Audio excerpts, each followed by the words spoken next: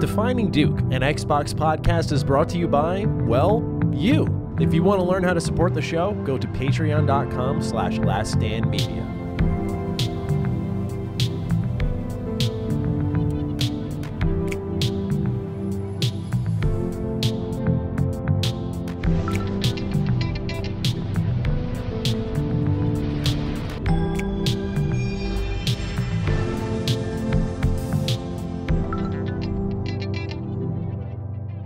Salutations, everybody. It is Maddie here today, and welcome to episode 188 of Defining Duke, an Xbox podcast. Today, as always, I'm joined by the Hotel Wanderer himself, Lord Cognito. This is an interesting setup you got here.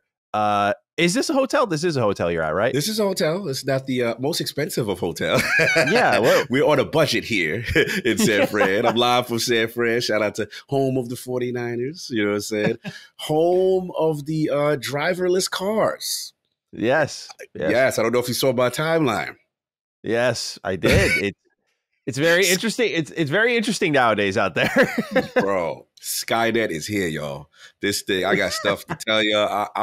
You know what is blown away? I'm just blown away by how normalized it's here. Like it's called the app is called Waymo, and shout out to I was actually out here. Shout out to my man Ty Guy Travis, who I do a podcast, Destiny Podcast, The Last Word with, and he's from IGN. He's getting married, so I'm out here for his wedding.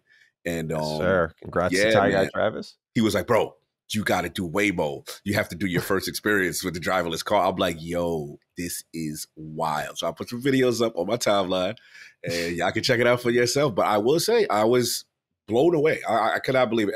I'm still sitting there realizing how this thing is processing so much information. But yeah, that's Were you a little nervous getting in the car?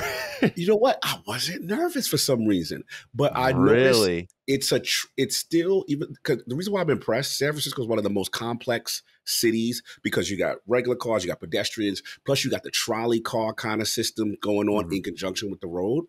And the way this thing operates, and it has like cameras on the outside and cameras on the top, and it's not like it's wireless. You can tell it already downloaded the data of the route and stuff, but it makes real-time movements. And I'm just like, yo, this is wild. But yeah, one thing it doesn't do, it doesn't go to the airport. And no, it does not go over bridges. Yeah. They're not taking you, because that's my fear where we're kicking is going over like the Golden State Bridge. I'm like, I don't know if I'm ready for that. Oh, yeah, bro. Yeah, I just have this mental image of it just veering right and not stopping. It's just like, your course direction is here. No, not the bridge. So I will say, because it's all local, that's why I don't have the fear, but it is impressive. It is impressive. And apparently it's in San Francisco. It's already been in LA. It's since June. And Arizona is the next state. This thing is rolling out. Skynet's here, Ratty. It's here. The robots, they're going to be sentient soon. I just fueling my concerns about AI in real time, man. Just, you know. I know. What the hell? I know. It's crazy. But how have you been, sir? How have you been? Busy morning today. I had my sync back up completely. You know, we for those who don't know, we're recording DD today a little earlier than usual. Normally we record in the afternoon. We're recording in the morning today, as Cog mentioned. He's out in San Fran. And so you know, I'm getting up, ready to go. And Laylee tells me, she's like, the sink's backed up. I'm like, all right, let's take a look here. The whole sink was full of water. I'm like, okay, this is already a little worse than I expected. So like, empty out everything underneath and take a bin, put it beneath like the pipes. I'm under there working, unscrewing things, pop it out, managed to drain the sink. And, I'm feeling around in there. I'm like, I don't feel any like food got stuck. I was like, maybe just the water kind of backed up here. I'm not sure. So what do I do? But put everything back together. I text you. I'm like, hey, sorry, sink backed up. Think everything's good. I'm like, let's run this thing. It's still backing up. So we're going to have to snake the damn thing after this. It's like, yeah, it's the worst feeling because the job's undone. And I'm just sitting here knowing I have manual house labor waiting for me on top of an already busy day. And obviously that's like priority one. Well, I guess I'm treating Duke as priority one. The reality is I have a kitchen sink that's really not functioning properly. We can't wash the dishes or anything. So Duke comes first naturally. I appreciate But you know what really bro. should come first, right? What's when I'm having a day like this is a peanut butter and banana sandwich, Cog. And we have a couple write-ins about it. This really had our audience in an uproar. You know, we had such an amicable conversation about food, but you made one mistake and it's really set people off. We have Derek Beek writing in. We have Kenneth Kopnick writing in, among many others. That's Derek good. says, hello. I'm writing in about the peanut butter banana fiasco that occurred last episode. As the designated old head, does Cog not know about the legendary amount of grilled peanut butter banana sandwiches that Elvis used to eat? Peanut butter and banana is one of the greatest combinations of food ever produced. And we all know the best smoothie flavors have both peanut butter and banana. Maddie, please make sure Cog eats some peanut butter and banana for the next episode. Otherwise, I don't know if I can keep listening to the show or one of the hosts shows utter disrespect to this beautiful combination of flavors. While Kenneth says, Cog, I love you, but peanut butter and banana is a classic combo. Peanut butter banana shakes, sandwiches, had both on a burger, maybe an Elvis pizza, PB, banana cheese and honey. So yeah, a lot of people here are in an uproar, Cog, of what's gone on with your food diet. And so I saw potentially on your Twitter account, you may have decided to right a wrong here. And what are your thoughts on peanut butter and banana this week, sir? For the sake of science, look, I'm a firm believer. I don't like to go in on something completely unless I've had some form of sampling of it. So I'm out here in SF and I'm like, all right, it just so happened to happen that I went and ordered some food. And on the menu, I've never seen this. Here in San Francisco, it said toast, peanut butter, banana. I said it was fate. Okay. I said the gods literally want me to try this for the rub of the Dukes. So I appreciate the open-mindedness when you saw it. You were like, this has to happen. It inclined me because I've never seen, I've been in Chicago. I've been in so many cities, bro. I've never even seen this on a menu until this specific restaurant that my man, shout out to Tease and Teddy from IGM, that was like, yo, he gonna order for this joint because we had went out. We was just like, it's late or whatever. And the spot had it. And I'm like, I got to do it. So I had this thing. So let's get to it. First of all, I'm sorry, y'all. This is mid. I'm dying on this sword. This is mid. It is not terrible, but it is mid. And here's my thing. I figured out the issue. The issue is I am not the biggest peanut butter fan. I think that's just what it is. It's not that I hate it. It's just that the consistency, and if you have too much peanut butter, bro, it feels like you could choke on that shit. Like peanut butter is a weird kind of thing going on. So I guess the jelly offsets it. But look, it wasn't the worst thing in the world. No, I will not say it was the worst thing in the world. It was just average. Now to the other comments about peanut butter and banana, like I've seen it in like protein shakes and stuff like that. In shake form, I'm okay, but plain Jane Maddie, I don't know. Man. But look, in fairness to the Realm of the Dukes, in fairness to you, I did try it. Now, in fairness to you, I have not had, what did you throw like the syrup on it and all that stuff? What you throw? What's your little extra? Because I heard people say that you got to throw syrup on it, you got to do this or that. Like, so yeah, I've never heard of, for example, like the Elvis sandwich. That's like new to me. I'm just talking, like I said, the Maddie household staple: peanut butter on one side, maybe a little on the other, banana. Okay. That's it. Okay. I think did you post a picture of your half with the bite so that proved that I did this? Yes, I'm trying to find it on your Twitter. Yeah, because, scroll down underneath the AI car stuff. Yeah, you should see. I quote tweeted somewhere. Okay, yeah. Hold on, we're almost there. Because I had some critiques of this, if I remember correctly. I just want to. Yeah, here it is. Yeah, yeah. How this bread looked really thick. Yes. Would I be right? Like, how would you say this is like almost like an inch thick bread here? It was extra with the bread. Yeah, it was kind of like a in your defense, it wasn't really like a slice. It almost felt like it was on like a roll or something. Like this it was very thick. Yes, you are correct. Yeah, I think also the banana here just too much. They OD. Too much. Okay. And also, I don't view, maybe the audience disagrees, I don't view peanut butter banana as an open-faced option. It's a sandwich. It's a sandwich, like PB and J. So I feel like there's still a little bit of opportunity for you to enjoy this sandwich a little bit more than you did. I'm going to be honest, Cog. I'm speaking for the audience here. I know they're going to pick you apart here. That you had peanut butter banana toast but a sandwich with a lot less banana, and the peanut butter looks creamy. It looks all right. Would you say it tastes like store brand peanut butter, or is it like, you know, the eclectic sugar-free peanut butter, the hydrogenated oil-free peanut butter? I wouldn't say the peanut butter was like of that quality. It felt like your typical, like your typical Jif or something like that. I didn't sense that hydrogenated, flaxseed oil and all that. Yeah. Just wanted to make sure. Yeah, I think you get something a little less banana-y, definitely thinner bread, and you make a sandwich out of it. This might go from mid to good for you. All right. No, in your defense, yes, they OD'd with the banana. I was like, damn, this is mad banana on this. You literally got a banana sandwich, dude. You got banana toast, I should say. True. With a little bit of peanut butter. Little bit of peanut butter. We'll see. But I think, in fairness to you, are correct. That was the accurate description of what was sent to me. I also get a kick out of you ordering this. Yo, they killing me on the price. I'm like, bro, this is San Francisco. Yeah, that's what I'm saying. I'm looking at this. This is the cheapest thing you can make. And I'm like, $9, $8.50, but like $9 probably with tax and everything. That's a ludicrous fucking California ass price for peanut butter banana toast. Insane, bro. That's that New York, San Francisco type energy. Like it'd be extra out here though, for sure.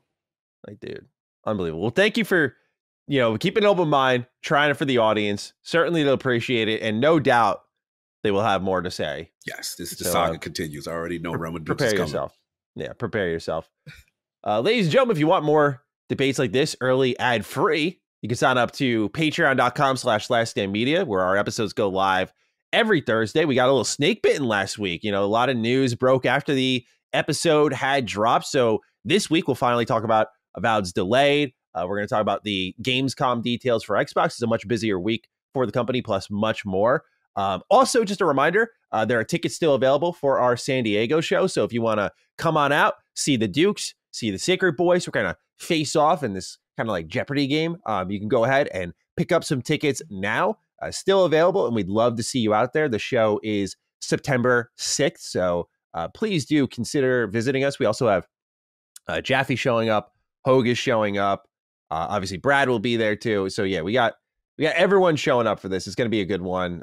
It's our first real crossover show since the Texas one, and it'll be my first one I'm attending since Butler, so we'll all be there. So come hang out with us for a little bit. Again, San Diego show, September 6th, link in the description down below. It's a bit.ly link if you want to go ahead and check out tickets and see if you want to come on out. San Diego is apparently really nice. That's coming from me, a California hater. So consider the trip, and we'd love to have you. Yeah, I'm ready. All right, Cog. We got more food here. Patches writes in, hello, Mr. Pissy Pants Plays and Lord Cognito. Yeah, I told another story on Constellation because we had this... just so that people got a little background story here. Like I got no shame with these stories, right? Like I was below the age of 10. So as far as I'm concerned, it doesn't count. So I was, we were talking about road trips. We were talking about road trips because I think it was Brad's topic. And I mentioned how, because I was like, we didn't really travel much as a kid, but like when we did, like, it would be like a big trip or something like that. So we went to like Virginia Beach, and we always like go and do mini golf whenever we travel. And I just told this story of how, like, I just have this one core memory of that trip where I'm telling my mom the whole mini golf course. My mom's like, great. Like, she's usually very attentive to my needs, but she must have been dialed the fuck in because I was like, Mom, I got to go to the bathroom. Mom, I got to go to the bathroom hole after hole. And obviously, as like, I think I was like 5, 6. I was like 5. I had to be like 5. And dude, there goes the leak. There it is. And down my leg it goes. But I'll always remember, dude, the thing that came up with it is I always bring it up because I said I'm definitely a household story somewhere now, because I always remember a husband and wife holding each other while I'm pissing my pants going, oh no, looking at me in like sheer horror and disbelief, bro. And I'm just like, I told my mom, I was like, I warned you so many times.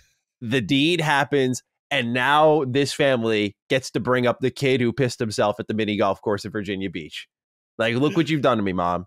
And so I always guilt her on that. You were going through it. You warned her, man. Yeah, I did. I absolutely did. So that's the lore on Mr. Pissy Pants Plays. Patches, let's continue your writing here. I come in with another food topic. Being that you both grew up in/around the New York area, I wanted to know what specifically makes the pizza there so good. I contend that the pizza around where I grew up is genuinely the best I've ever and ever will have. And no, it's not nostalgia. What am I missing out on? Would my whole life change if I had that New York slice? Well, I'll just say this, Patches. It would help to, go ahead and put out like where you're getting this pizza where you from. Yeah, this dude's getting interplanetary pizza potential. He says, "Thanks, gents, and have an episode where Maddie talks about pissing/shitting himself kind of day." Thank you for writing in, Patches. Yeah, I was just in New York City, and we got pizza from Artichokes. I don't know if you've been there before, but I think they're in East Village. The East Village? Okay. Yeah, I think so. And this place is so good. I got vodka pepperoni pizza. Like, I think the thing about New York pizza is you can get like obviously the classic New York slice, and I don't know if that's gonna change anyone's opinion because you'll probably stop at like a random dollar slice, and from there it's like a coin toss. Most times you get some pretty good stuff, but if you get that brick oven pizza, you're probably gonna do really good. And then this place, Artichokes, just had the most delectable, ginormous, by the way, slices of specialty pizza. Like, they didn't have just like a plain cheese pizza, but I got a margarita from them, and I got a vodka pepperoni, and that vodka pepperoni is like crack. Like, I've been thinking about it ever since I had it. So yeah, I think that the pizza that makes it good is the snappiness. I think it's, like they're usually like long and flat, and like they have a crisp on the bottom. The top is very soft. I think your tomato sauce is everything. Like, that really defines the flavor. Like, you can tell when someone's cheaping out on the ingredients or when something's homemade or not. I think you develop, like, naturally as New Yorkers, you develop a tongue for the pizza. You kind of understand, like, oh, this is takeout pizza. This is Pizza Hut. This is like New York style brick oven, like really high quality stuff. Like, you can usually tell. So I don't know. I recommend taking a little bit of a pizza tour when you're in New York City. I think it really is that good, frankly. I do think some people can oversell it at times. Like, it's going to, like, I think of Rand a little bit. Like, I don't know if Rand will ever change his take. Like, some people, I think pizza is like a nostalgic thing too. Like, I don't know if I'll ever go to Chicago and be like, damn, that deep dish pizza is like way better than what we got in New York. It's like probably never coming out of my mouth. Even if I taste it, I think that they got. Yeah. But literally, though, that's such a good comparison. Literally lasagna. So yeah, that's my little take on Pizza Cog. Where do you sit on a little New York slice, though? Yeah, man. Of course, I'm biased. It's the hometown, but New York pizza is first of all, you have so many spots. You made a great point, and because of the abundance of spots, you got a little bit of different little variations on it on certain things. But we got that, you got that fold, you got that long slice. For me, I'm a huge tomato sauce and huge crust guy. I actually like the softer crust stuff. And I'll destroy those. So it's a tomato sauce thing. And then obviously your toppings, not everyone, likes different things. Everyone has different tastes with the toppings, but, a little pepperoni, your sausage, pepperoni sausage. Some people go extra with the chicken, buffalo chicken stuff. But a plain old slice, again, tomato sauce, nice soft fold, bro, it's golden. So the thing I want to say to the homie is, yes, you got to put what city you from. You can't be claiming best slice and you ain't put what city you from, Patches. That's one. Yeah. But number two is in reference to, got to continue my Chicago slander. And I love Chicago. It's one of my favorite cities to go on. And shout out to Rand Outdoor, Chicagoan, you know what I'm saying? But deep dish is some tourist stuff. He even told me that. He said this on the radio. He was like, no real Chicagoan eats that. He was like, we eat tavern style. And tavern style, I will say, tavern style is a Chicago pizza is really good. And it's a spot he told me about called Palermo's or something like that. We had that. I came to the crib.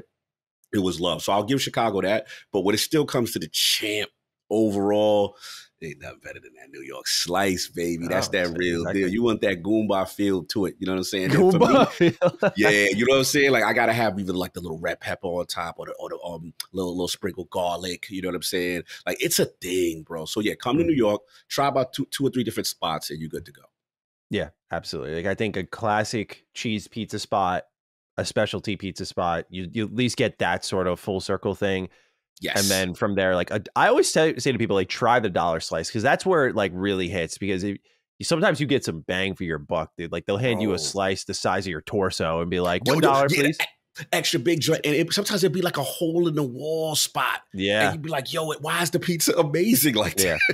Yeah. Just make sure you check for roaches. Yeah. The sanitary conditions around the pizza spot. We can't vouch for that. Yeah. I'll just say, like, as someone who visited New York City frequently, I didn't for a while, and I talked about this a little bit briefly, but I went there just about a little bit over a week or so ago.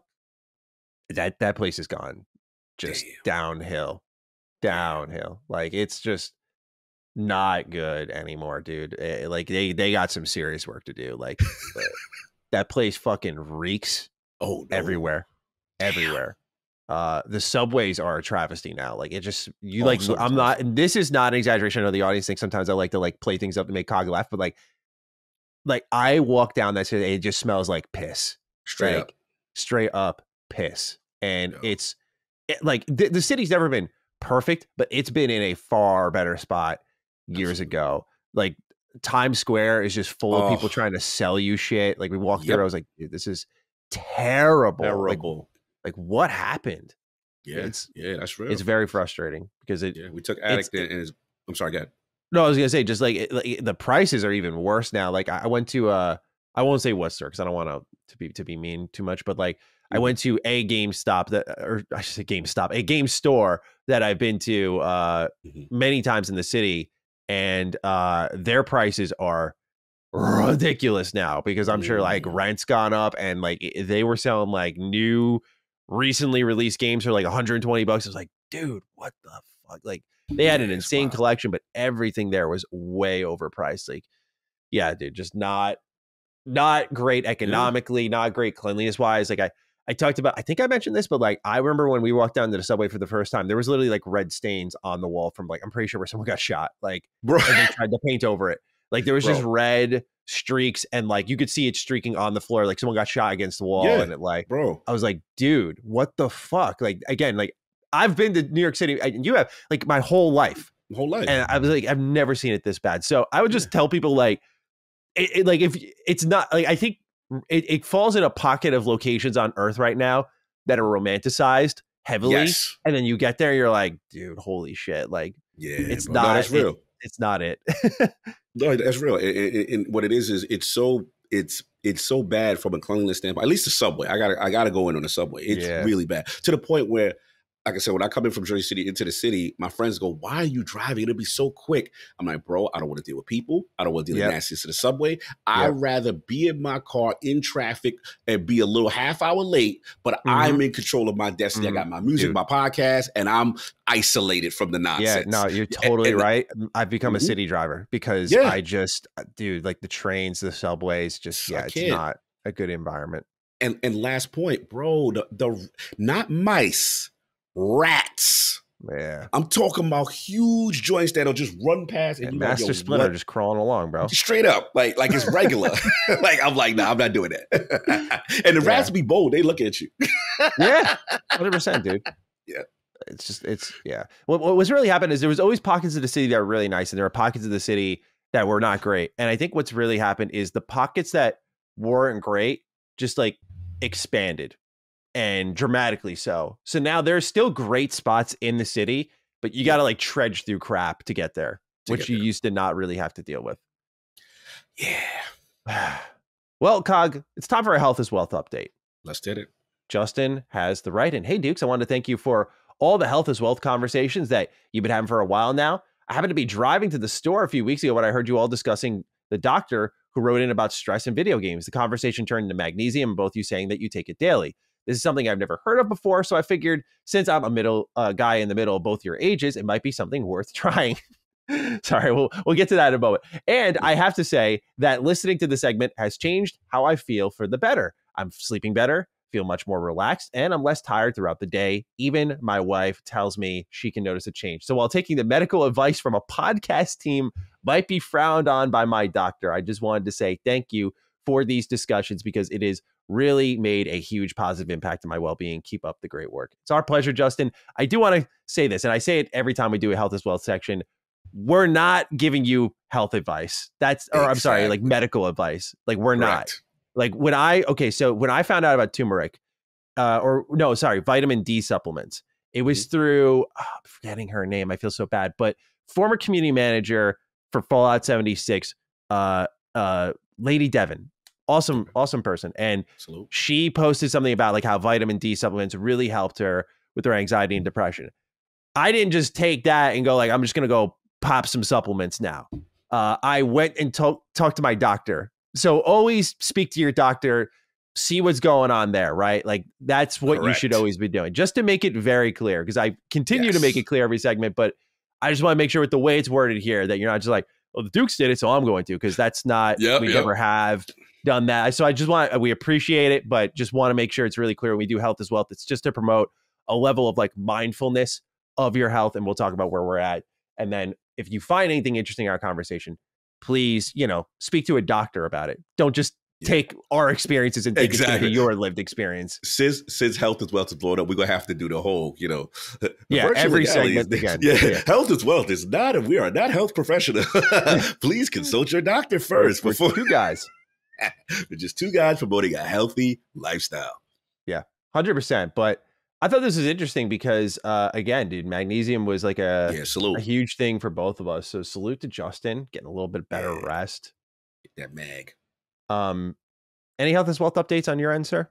No, I've been good, man. I mean, this has been, obviously I talked last week about, it's been all about mental health as well for me. So, I took my first IOP off and like, bro, it felt good. It felt good. I got for sure. It was been the first back-to-back 7 to 8 hour sleep days for me in like 2 months. Wow. It was huge for me. Wow. And then obviously I'm out here for a wedding. And like I said, just being able to decompress a little bit, no like crazy responsibilities for the most part. And I needed it, bro. I was just burnt out. And what happens is you start to get resentful, you start to get irritable. And my thing is now I'm trying to be better about rest. Rest is so important. I powered through too much. That's my my kryptonite. Sure. And so now it's like, bro, let's get back with healthy sleep habits. Let's just get on that type of track. So that's been it for me as far as the physical. I've been in a good gym pump. Everything's good there. I've been consistent, seeing some gains. Your boy feeling good about himself there. You know what I'm saying? But as far as my main thing is mental health, that I needed it, bro. But how you been? What's been the Health and Wealth update for you? So for me, it was my eye. I just mentioned on Constellation, the episode I was just talking about, that I noticed there was like a bump on the white of my eye. And I was like, that's weird, because it kind of felt like irritated there. Like I have dry eye in my left eye. I'm like, oh, this makes sense. I'm always on my computer. But then I just recognized like, oh, there's something there. And it's kind of like clear, but yellow. And so I set up no, like eyeball, like actually on the white of the eyeball. And I was like, yeah. So at first I looked at it, I was like, I didn't pick at it or anything, but I'm like, that kind of looks like an eye booger, but doesn't. And I'm like, all right, well, little mildly alarming. Not like, I was like, I'm not feeling bad. Like my vision's fine. It's like, let me go to an eye doctor. And so I went yesterday. They like looked at it from all angles and everything like that. Turns out it's like a type of like a cyst. And the way it forms is if like you have bad allergies. So one of the questions the lady asked me, she was like, do you have allergies of any kind? I'm like, not that I know of. And so she inspects my eyes. She's like, you have like moderate to severe allergies in both your eyes. And what happens is it causes like the blood vessels to constrict because they're so irritated. And then the cyst forms there. So they gave me multiple types of, they gave me like a type of eye drop for like dry eye, which they were like, yeah, just like put it, dude, this shit felt so good. Put it in the fridge, drop it in your eye in the morning. Boom. Then they put me on Pataday, I think it's called, which is it was originally a prescription eye drop that's now like available. And so I just went to like a Rite Aid and picked that up.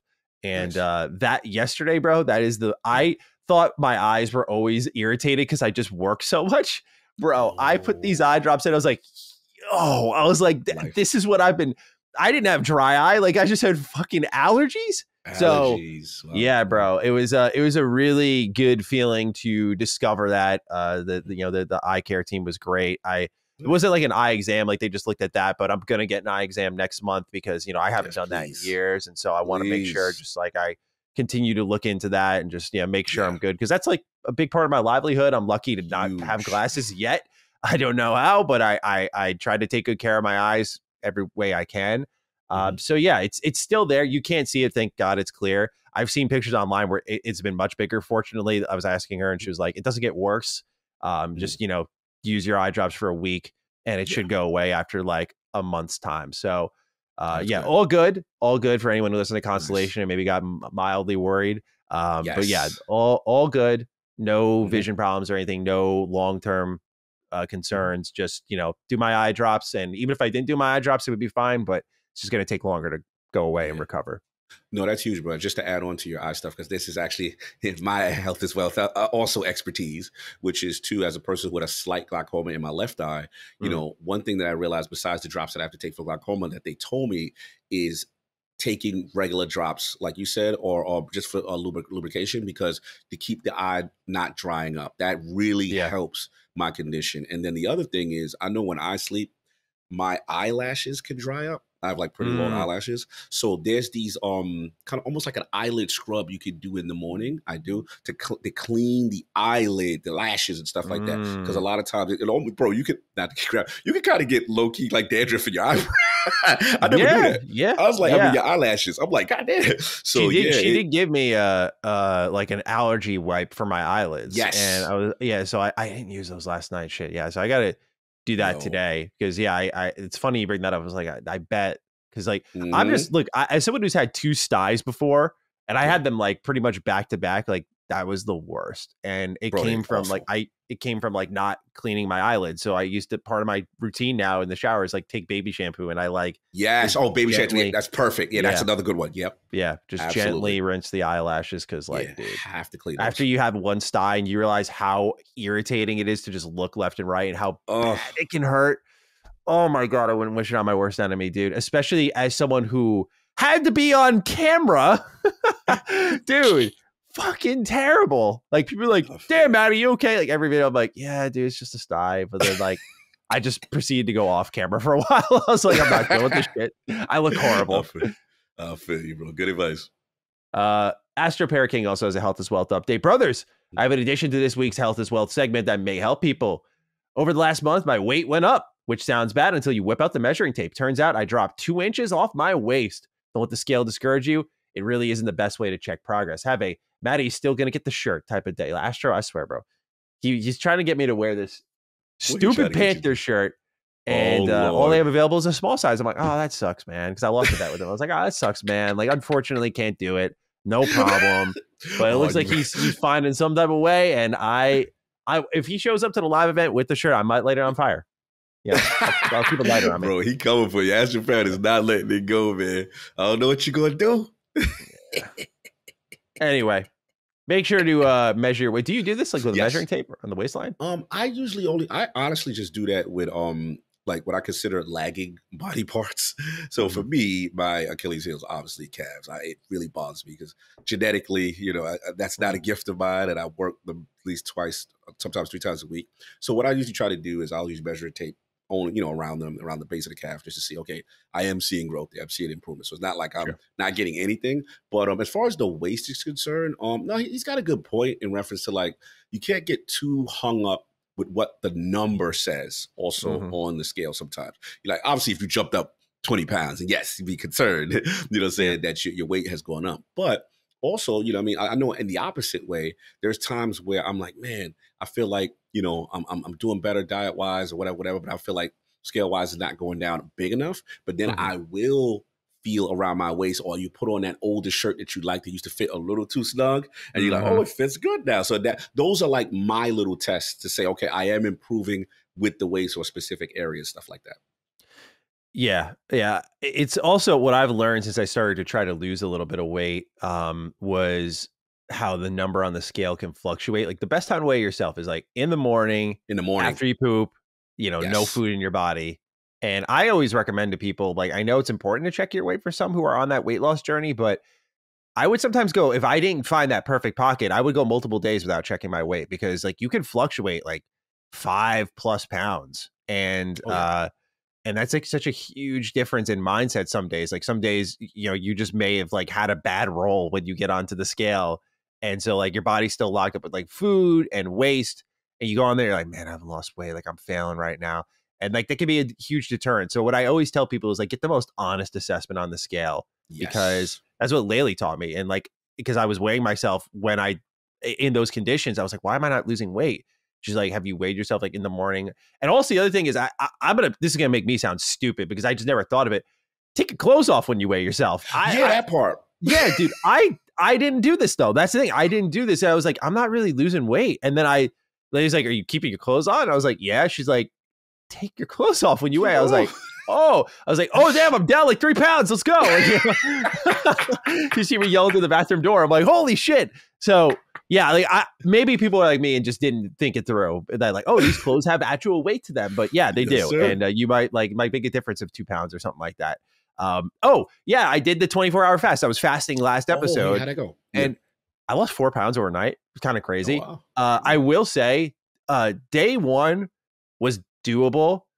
When I woke up on day 2, I had to be like 30 something hours into the fast by that point. Mm-hmm. And I felt like weak. I know day 3 is where you get into autophagy and you start to feel really good. But day 3, I was laying there like, my body's going crazy right now. I need food. Yes. So yeah, that was I think I could have kept going, but I felt like I would have been ignoring my body in a not great way. It was my first time fasting. So I wanted to be generous and kind of, make sure like, okay, you did the 24 hours. Like you don't need to push it further than this. Like, I don't think first fast should be 3 days by any stretch. It's a big whiplash for my body. Yes. So huge shot. So overall, I think it went pretty good though. I felt pretty good afterwards, which was a good sign. More than anything, I feel like my emotions kind of regulated a little bit, which was strange. I was like, I felt a little more at ease and relaxed. So yeah, like I don't know. I definitely want to do it again. I want to at least do 1 3-day fast just because I read, I think, what article was it? I apologize. I don't have the source, but I remember reading that it like reduces your chances of like cancer by like, I think 80% or 75%. Oh, wow. Like something ridiculous where I was like, that is worth me not eating for 3 days. Like I don't want any silent killer in my body. So I'm working my way up to that. I also want to experience what, my friends always talk about the fast shit is what I hear is like day 3, like some just vile crap comes out of you. I'm like very curious what that experience is like. So yeah. Am I TMI, Cog? Would you say I'm TMI or do you think I'm just out there? No, I think you have very. I feel like what's that word when someone who really overanalyzes their body? What's that? Hypochondriac? Hypochondriac. I do feel you got a lot of hypochondriac in you. Yeah. Oh, 100%. Yeah. You remind, because you know who else has that? I think Dagan. Dagan, really? When we do Constellation, Dagan's kind of like, yeah. I think we had it as a topic on Stelly one time. Interesting. And so you guys like any little thing, like I'm observant and I'll look at stuff and I'm like, okay, if this continues, then I'll try to be proactive. But I'm like, I feel like you're ready to do new stuff. You're ready to like you are super in tune with everything. Yeah, I like being on the cutting edge of like health techniques or life hacks and that sort of thing. I don't know. There's something always really exciting about it to me. Like challenging my body in new ways. I don't know. It's fun. Yes. I enjoy it a lot. So it's a good analysis. All right, Cog. Write-ins are done. Let's talk about a fun one here where S Game said, what?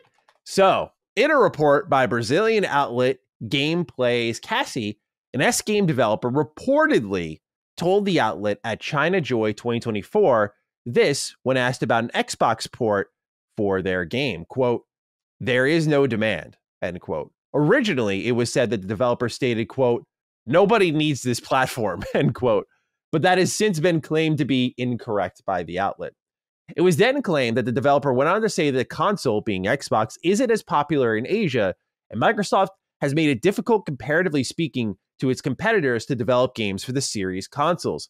The developer has now submitted an official comment on the matter on their social media accounts, saying the following, quote, recently we noticed some media outlets have claimed to have interviewed an unnamed developer from S Game at China Joy, who seems to have made some statements regarding the release platforms and strategy for Phantom Blade Zero.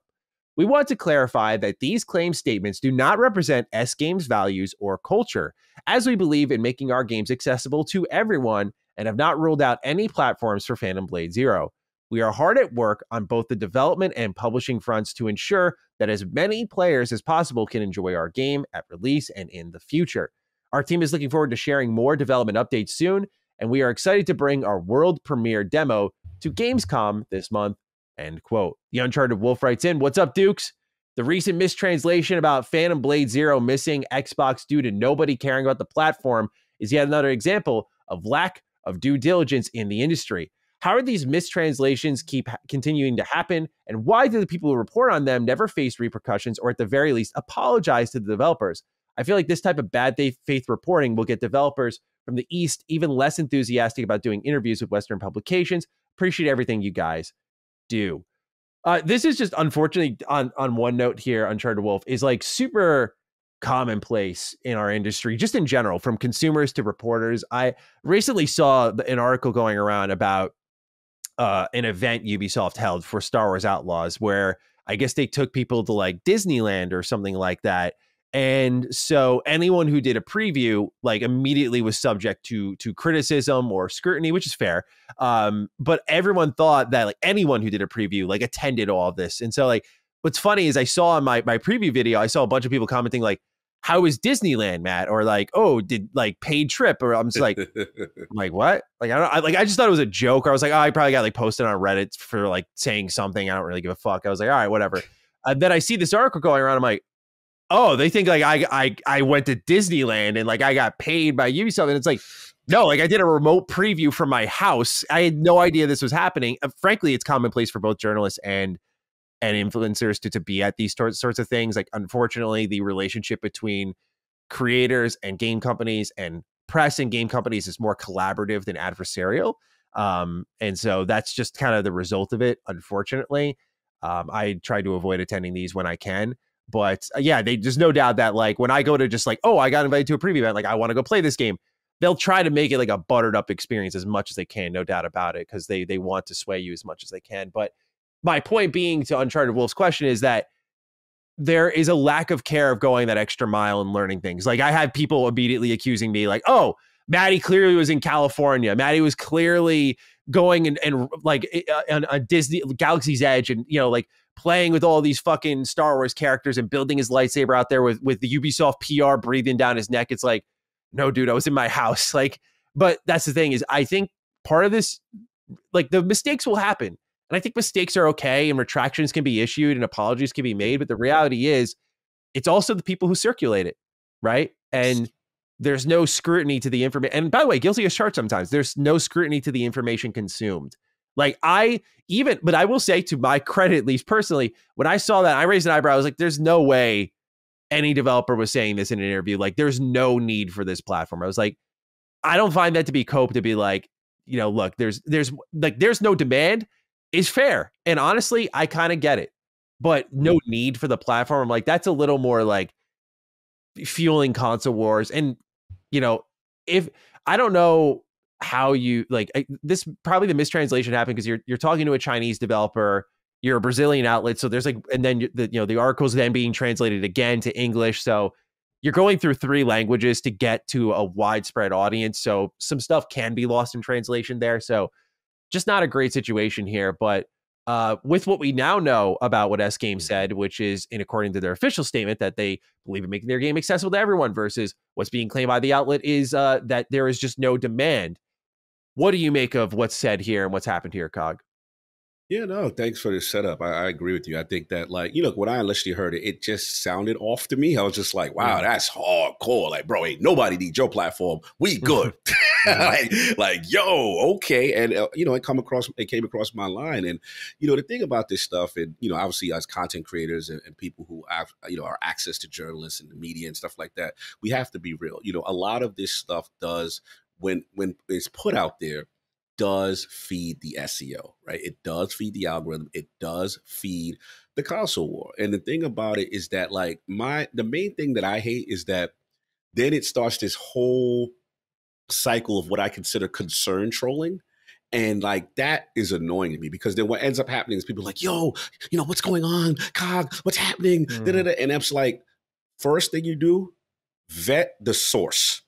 Look at the source first. That's what I always look at. I'm like, I don't know about this outlet. That was literally my first thing. I was like, I don't know. Now, if it would have came from some names or some sources that we like, okay, reporting generally has a level of consistency, a level of reliability, then I'm like, okay, this is a concern. Now, to your point, Manny, like, I'm not going to sit here and act like, Xbox has been doing great in China and Xbox is doing great in Japan, that there could be some level of truth to it. And there is a part of me that was like, okay, well, maybe they said something, maybe not the best, just mistranslated. Of course, that is a possibility. I'm not going to sit there and say that, Xbox has not received any type of, I don't say backlash or disinterest from a developer or two here and there. But when you had something this extreme, I was just like, I don't know. It just didn't sit right with me. And look, they jumped in front of it. And then also, let's be real, probably doesn't behoove them to go in just in case on the tail end of your exclusivity. Because I played this game. I played this game at Summer Games Fest. This game is amazing,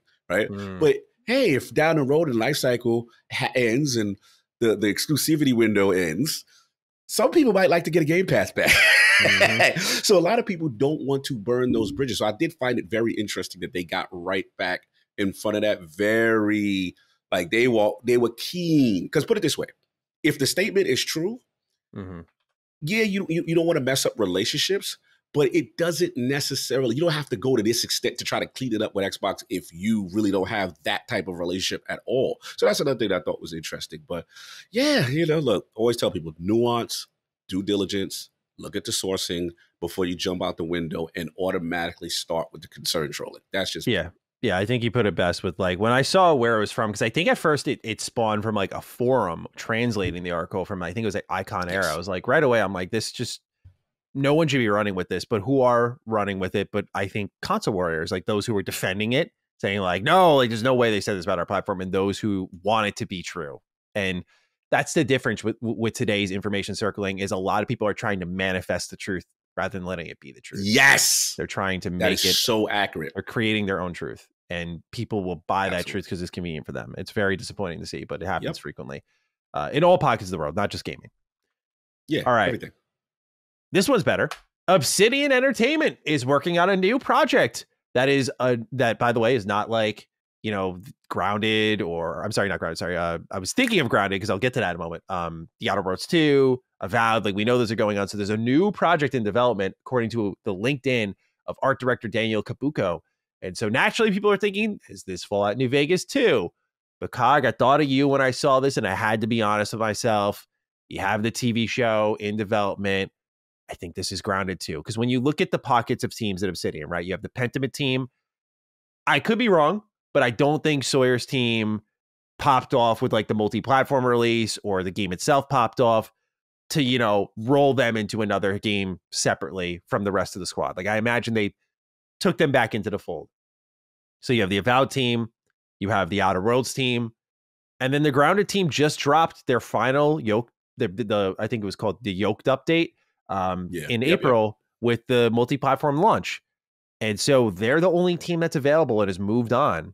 So it would make sense that the new project would probably be from that team, which I imagine is Grounded 2, especially again with the TV show on the way. Now, could they just launch the show and retroactively players come to Grounded? Yes, but they clearly see something in this, and rightfully so. Like when you have 20 million plus players on, which I know we don't do player counts often, but when you're doing that for a 13-man team, it's a whole different story. So like that's, I think, where they're heading. I think this is Grounded 2, if you ask me. But COG, what is your read of the situation? Yeah, I think you're on it, man. I think we talked about it like when, the fully yoked edition came out, and when it went multi-platform, we were like, man, this is a surprise. They could have milked this, right? They could have put like, more content, microtransactions. I mean, let's be honest, they really could have milked it. And they kind of said, hey, this is the last update. And I was like, And then obviously we know about the TV show, right? And I think for me, like I said, it kind of fits the description. Smaller team. We already know, because obviously we had Lord Duke Joshua in the realm of the Dukes during the Ultimate days. And, he told us at that time, he kind of finessed getting Pentiment made. He Yeah. knew at the time of acquisition, this is the time to strike. This was a small project that probably would have got greenlit, but you try to, your new owners, you try to, everyone's trying to be nicey nice during Isn't that it phase, crazy right? that moment never got picked up by anyone on our show? Like that kind of admission of I threatened to leave the company to get this game done because I wanted to make something different from what I'm typically doing. I'm so surprised that never got scooped by like any shows or outlets, because I'm like, that's a huge deal that Josh Sawyer like practically just forced his way into Pentiment. Was like, yeah, like fuck you guys, I'm out, or let me do this. And remember the smirk he gave us when we asked him this. It was like a devilish, like, I strong armed that situation. Yeah, unbelievable. Salute to the legend. You know what I'm saying? Shout out to Colin. We did a Sega Souls Plus, because obviously Pentiment's on PlayStation. And bro, he's enamored. And I teased the Colin. I was like, so Xbox does have good games, and now you're interested. You get trophies now. Look at you. I was messing. It was shout out to Lady Mike and Cobra Command himself. But yeah, it was really a good show. But to this point, like you said, you nailed it. Outer Worlds 2, they got their team, right? And they got Carrie Patel, who we'll talk about with Avowed. So this seems to be that smaller team that would fit that grounded to, and I believe it's Adam Finicky and those guys. I think that's his name, is it? Yeah. Adam Finicky. No, bro, I'm so proud. I remember how emotional he was when he found out Grounded was a success. And I was like, oh, that's super dope. So yeah, I think it's Grounded too. And it'll be a perfect kind of rev up getting to the new content, as well as the new show and stuff like that. So I'm hyped, man. And what I like, the Black Rock back outside. They heard about me, maybe looking with, jealous eyes at a playground. They like, yo, we still got this, Cog. Don't worry. We got a lot of things in the tuck. Yeah, for those thinking about Fallout New Vegas too, I think that if I was to predict like any team hopping on it, I think the soonest is the Avowed team. But I think reality is that the best suited team would be the Outer Worlds team, because it's like first person shooter, like Outer Worlds the Outer Worlds and Fallout share a lot of comparables. So I just feel like that team is probably more well equipped. So it could always be Fallout New Vegas too, but I don't know. It just, something tells me like this. I'm going to protect myself and say that that'd be too good to be true, and that this is probably Grounded too. I agree. All right. We have updates on Xbox Game Pass here. Crash Bandicoot Insane Trilogy is officially available on Xbox Game Pass by the time you're listening to this, alongside Creatures of Ava heading to the service. Meanwhile, the same individual who leaked this news, Xtasis again, has now claimed that Expeditions, a Mudrunner game, is arriving on the service sometime in August, which lands about half a year out from its initial release. Meanwhile, here's what's leaving Game Pass soon. August 15th, Airborne Kingdom leaves console, PC, and cloud, as well as Off-World Trading Company leaving PC Game Pass, Shadow Warrior 3 Definitive Edition leaving console, PC, and cloud, and Texas Chainsaw Massacre leaving console, PC, and cloud. So, Cog, any standouts here for this week's Game Pass update? Yeah, nothing too particular for me. As far as, obviously, Crash is huge. I mean, obviously, like I said, anything getting, in the ABK bucket, I feel is a huge deal. Nothing too crazy for me. What about you? Yeah. Anything that's really kind of catching you? No, same. Really, Crash Insane Trilogy I already played. I recommend people checking it out if they have yet to. A lot of great content there. But definitely like exciting to see Activision Blizzard games starting to make their way to the service. This has been leaked for a while though, so it's a little less of a big deal. But yeah, Creatures of Ava looks solid. Expeditions, I think Jimmy Champagne loves that game and have been playing it a lot. So shout out to Jimmy. Maybe look into that one. But otherwise, anything leaving Game Pass, not crazy. But yeah, just kind of quiet time for Game Pass, which is A-okay with me. We're kind of, to me, this is like this month and some of next month are like my last months before, we gear up into like a lot more reviews. So it's like, this is my month to just like, what do you need to bang out? Like, what do you need to get recorded or finish playthroughs of? Like, this is your month to do so. So I'm really trying to optimize my time the best I can to ensure that I'm just kind of cruising through that. So that's where we're at with Game Pass. We speed through that section because we got one that we're definitely going to park it on for a while here, Cog. The drama surrounding Bungie has not ceased since it laid off 220 people last week. Bloomberg spoke to 10 current and former Bungie employees and was told that the company grew too fast and tried to develop too many projects at once, in turn spreading itself thin. More shocking if true, is that rather than Destiny 3, the team at Bungie honed in on a new spin-off game called Payback, which apparently borrowed elements from games like Warframe and Genshin Impact. It was set to be in the Destiny universe and aimed to shake up the formula in a major way. It was to be a third-person title. This game would have you explore a large world where you'd work together to fight monsters and solve puzzles. Unfortunately, though, the game was canceled as of 2 months ago to help slim Bungie's focus. Much of the Payback devs are now focusing their attention on Marathon, which is supposedly coming out in 2025. Moving forward, it is said that Bungie will no longer focus on paid expansions as sales for them have declined year over year. The hope is for Bungie to retain and attract players with smaller scale drops similar to Into the Light, which released ahead of the final shape.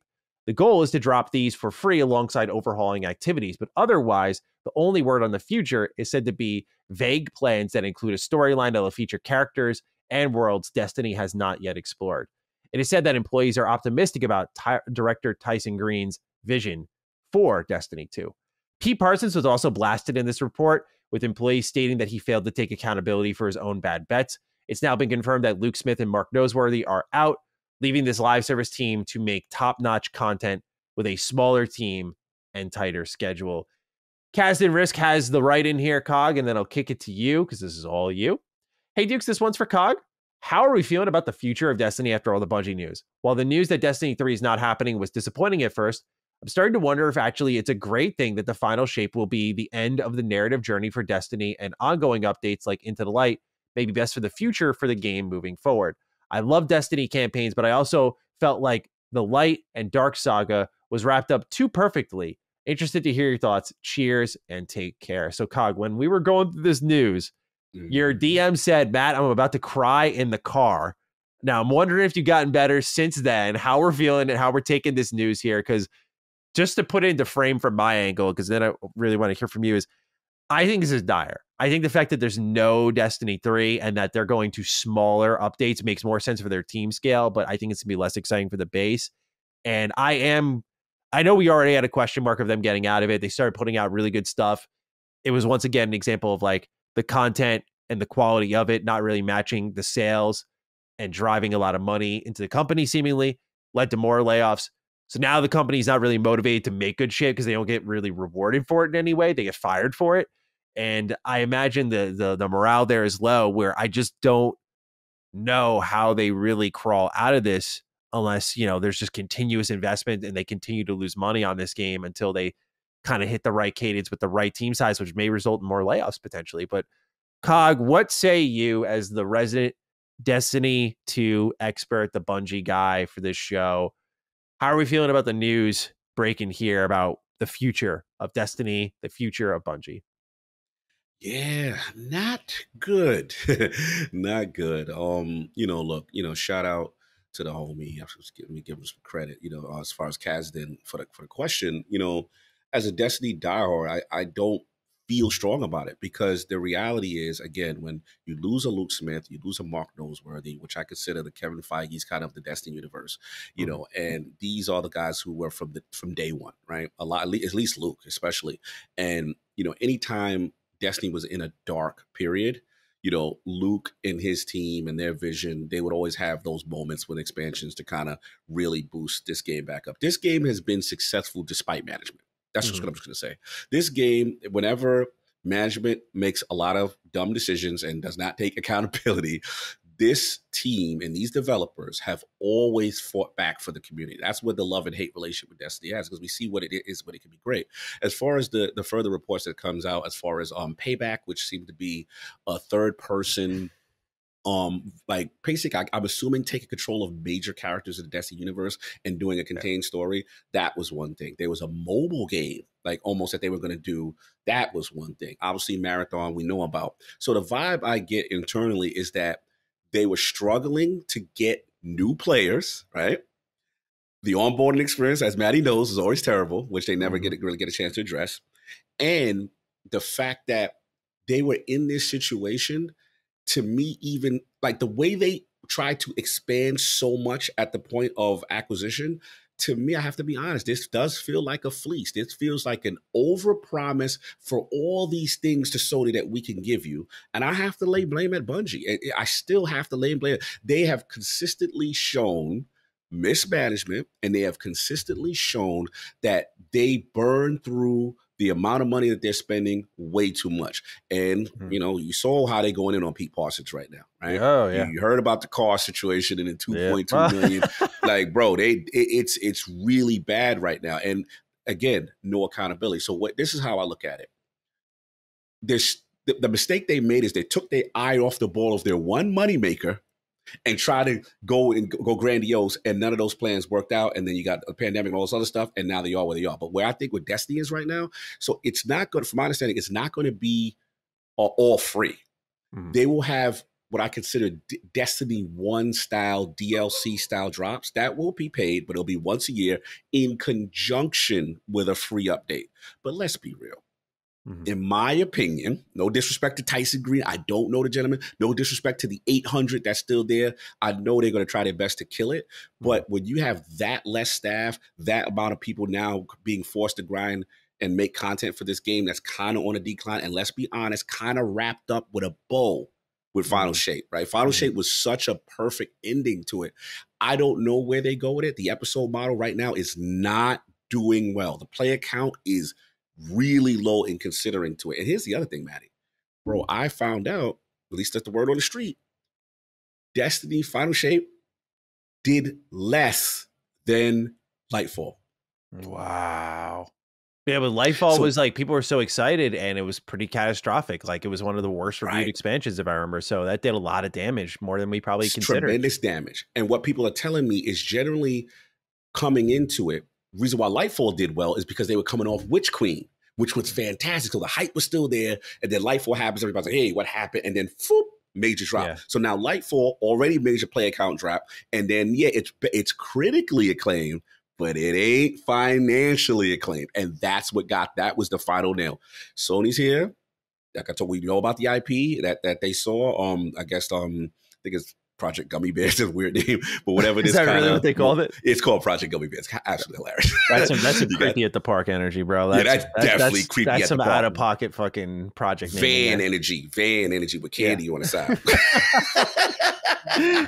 So you got that, and then it's gonna be all on Marathon for them. But yeah, look to the question.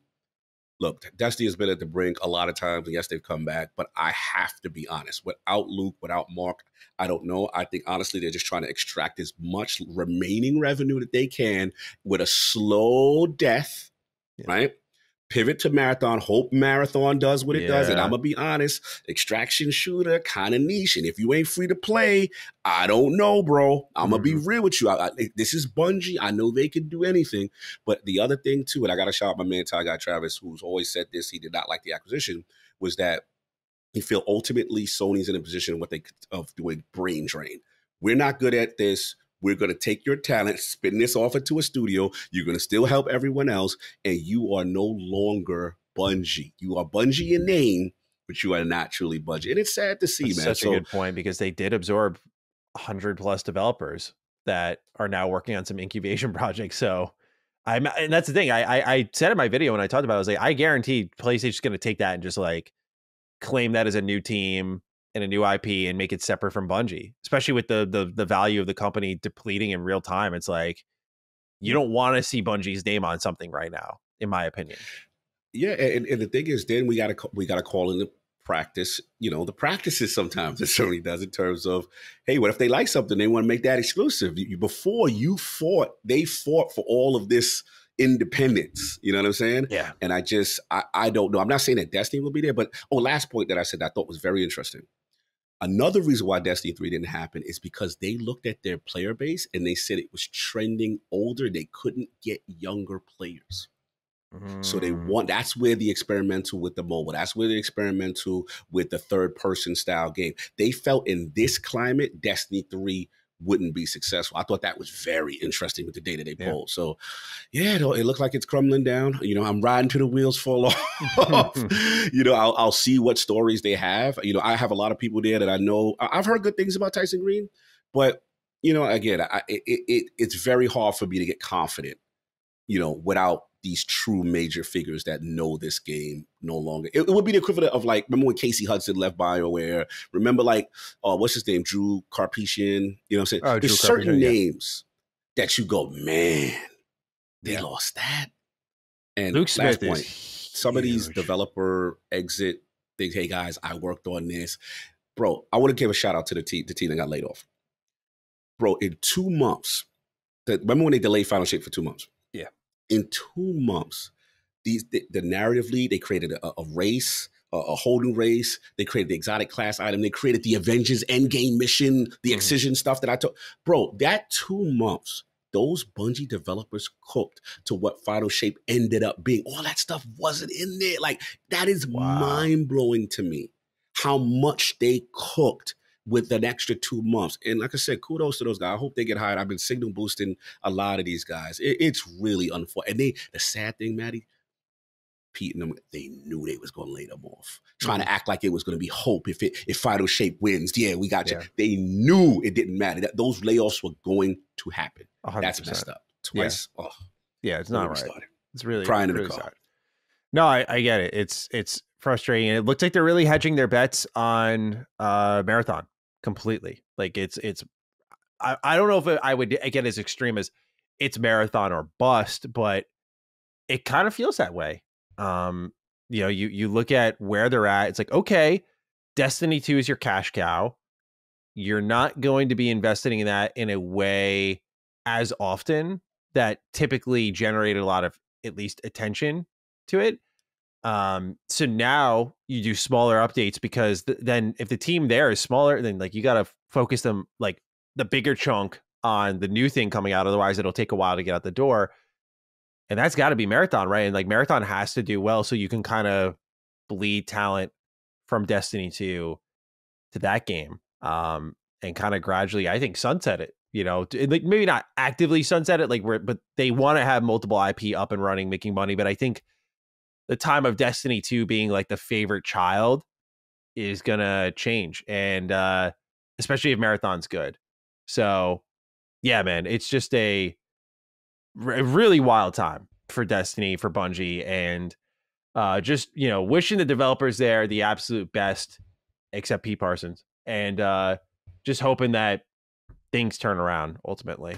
All right, ladies and gentlemen, that may have been a quick transition for you, but as I was tapering off in my last little ramble there on Destiny 2, it's because we were having a lot of technical issues. Cog's headphones completely ate shit, and so we spent a while fixing, or he spent a while fixing those. Then we finally get back together. The call freezes in the middle of our next segment, so we got to redo that. So in a rare moment here, this has been a nightmare episode for Defining Duke, but we hope it's riding smoothly for you from here on out, because now we move into our next topic here, Cog. We're talking about Sea of Thieves PS5 player count, which has dropped quite a bit according to a report written by True Trophies. Now, this is important because out of all of the games that have migrated over from Xbox to PlayStation, Sea of Thieves, well above the rest, did the best. And it suggests via data acquired from Game Insights that the player base is actually down 58% from its launch month. And the reason this is significant is what we're seeing here is a massive drop-off without Game Pass being included, right? Because these are people buying the game and laying it down a month later, over half of them, and maybe saying they'll come back later. We don't know the nuance of it all. But what we're seeing here is people buying the game and dropping it a month later in, to me, as someone who's not a huge live service guy, a bigger metric than I expected, like 30%, I'd be like, all right, this seems about right. But more than half the players who bought Sea of Thieves have walked away from the game in the following month, seemingly. So with this data in mind, Cog, where do you feel Sea of Thieves falls? It still has a pretty big player boost of about 40% based on this data here, where it's still carrying on well, much better than it was typically doing. But that PlayStation base is drying up quick. So what do you make of what you see here for Sea of Thieves? No, it's a good data point. I think for me, I would surprise you. I'm not as concerned, only because the reason being is, first of all, with live service, about after a month or two, you kind of get a good gauge as far as when the content drops and the retention, right? The reason why, I guess for me, and maybe this is my own biases, apology, Mayor Ben, if you're listening, but I've always felt the Sea of Thieves loop is more of hey, let's just have fun together, and you unlock cosmetics as opposed to, the true gameplay improving. You get a gun that makes you shoot better. You know what I'm saying? Like, I always felt their loop was different, right? So that's good analysis. again, Yeah. I'm not making excuses for it. 50% is 50%, right? But at the end of the day, I just think the Sea of Thieves base is a different base. And then they come around with the new season, and then they add the PvE, PvP. But yeah, I mean, here's the thing. People bought that game.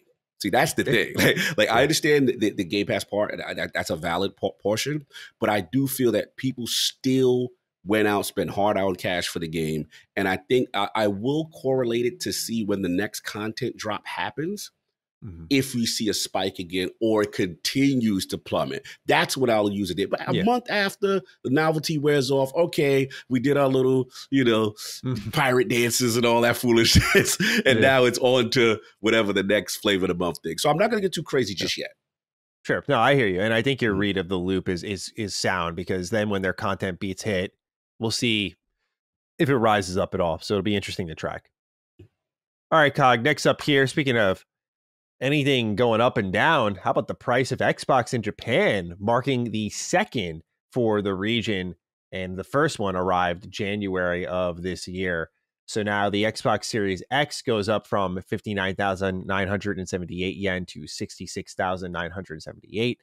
The Xbox Series S, the 1 terabyte black version, goes up from 44,578 yen to 49,978. And then the Xbox Series S, the 512 gigabyte model, goes up from 37,978 yen to 44,578. So yeah, seeing its second increase in the region there, at the same time as Xbox, when they were saying, oh, we want more Japanese developers in the region, shut down Tango Gameworks. So even Japan, one of the regions that they're seeking out growth in somehow, they have been affected more significantly than most, frankly, because this is also like, the price increase for Game Pass reaches them too. So Xbox definitely marking things up across the world, but Japan definitely getting the ass end of it, it seems, and definitely not smart in my opinion. But I understand there are business necessities here. So how are you feeling about Xbox moving things up in Japan? Obviously par for the course as of late, but 2 in 1 year is not going to win you new customers in that region at all, including, again, the Game Pass bump. Yeah, bro. I don't get it. I understand financials, but to me, this is just more of an indication that you've cashed in on you've waved the white flag on the console situation in these regions that you're not successful, and you're trying to still extract what you perceive a correct revenue based on inflation in these areas. And that's all well and good for business, but that's not going to improve your standing. And why would any Japanese gamer be enticed to get their platform? It's already, I've already spoken to people who live in the region. Like, the Xbox session is so minute, it's so minuscule in a lot of these, Japanese big stores and stuff like that. You've already have the uphill battle. So to me, what this signifies, again, you are not really trying to compete in that space. But my concern is, I understand PC, I understand mobile, all that stuff is like, how do you intend to fix it at all? Or have you truly thrown in the white flag as far as anything console-based in regions you are not good in, and your whole thing is Game Pass? But let's be honest, part of having Game Pass is wanting it to be on a console, that attachment rate. So, it's discouraging to me. I don't like this kind of stuff, to be honest with you. And, especially as a person who loves, Japanese games and want them to improve in that region, this doesn't signify any improvement. What I'm saying? Yeah, absolutely. So it's disappointing to see. And I'm curious what their presence at Tokyo Game Show will be like moving forward. Yeah, it's very interesting to see the shift away where, again, maybe they're thinking the cloud gaming will pick up there, or Game Pass will do some heavy lifting. We'll see. But yeah, I think to jack up the price twice in a region is just saying, like, okay, for those of you who do choose to buy this, like, we need maximum value for you now. Like, we can't eat any sort of cost. Yep, we can't eat anything there. Like, that's what I get from that. 100%. So that's what's going on in Japan. Speaking of kind of bummer news here, Game Informer has shut down after 33 years, and there's been a bit of turmoil surrounding the shutdown because GameStop, right after Game Informer decided to take matters into their own hands and put their own goodbye message out, GameStop took down the Game Informer Twitter account completely. And right now, if you go to GameInformer.com, at least as of this moment in time, it's just a landing page for a goodbye letter that many are speculating was written by AI. You can't access the cache of work over the many years the Game Informer site was up. We talked about this pretty extensively on Constellation. I know there's a Sacred Symbols Plus episode out on it. Since I've already shared a lot of my thoughts on it, I want to immediately get yours, Cog, on Game Informer shutting down and any memories you may have with it. Yeah, this is super sad. Like I said, I was going through it, man. My Destiny and Bungie one same week, and then Game Informer, bro. Game Informer means so much to me because, as a kid, obviously we all lived at those GameStops and you're doing your trading. But what was the magic line? Hey, if you won over, what more percentage of your trade-in, you want to be a member, you get these perks, and then you'd get this magazine. And if you think about it, it was kind of ingenious in the fact that from a circulation standpoint, they tied it to all the GameStops, right? And I think, shout out to Gene Park. There was an article out as far as they were the third highest as far as circulation in the nation. That's how big Game Informer was, man. The iconic covers, as a Destiny fan, I remember the relationship they had with Bungie with these exclusive cover stories and insider stuff, when they were during the Activision phases. But it was kind of like a rite of passage. If your title got the Game Informer cover, it was a big deal. Tremendous inside information. I even like their video content those guys used to do. They used to do fun little segments and quick hitting question segments. I remember one with Luke Smith and stuff like that. But look, Game Informer means a lot. What sucks about this, one, how it was closed. Two, the scrubbing of all the information, the author bylines. That's awful. That's nasty work. And then from what we hear, with this CEO and potential some type of, I don't know, insider trade, something not too savory at the top is what I saw. And for it to end like this is despicable, man. I feel for those guys. Tremendous memories, man. And this is this theme with the industry, as far as stakeholder accountability, right? And then look who now suffers. Right? We talk about the employees of Bungie. We're talking about now all these amazing journalists who are now out of work abruptly at one of the more iconic, things. I think the only thing I can remember being an OG gamer, the Game Informer would be EGM, Electronic Gaming Monthly, maybe before your era. But those were that to me is the pinnacle of that magazine journalistic format. And this is super sad to go, man. I don't get it.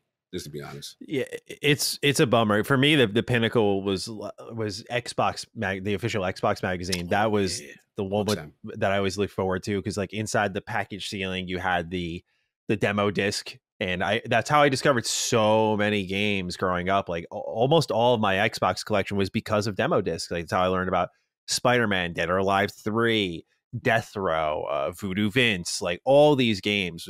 Xbox magazine was so important to me growing up. And then in my teenage and even young adult years, Game Informer was extremely important. Obviously, the magazine was so effective for many of us. This is before social media.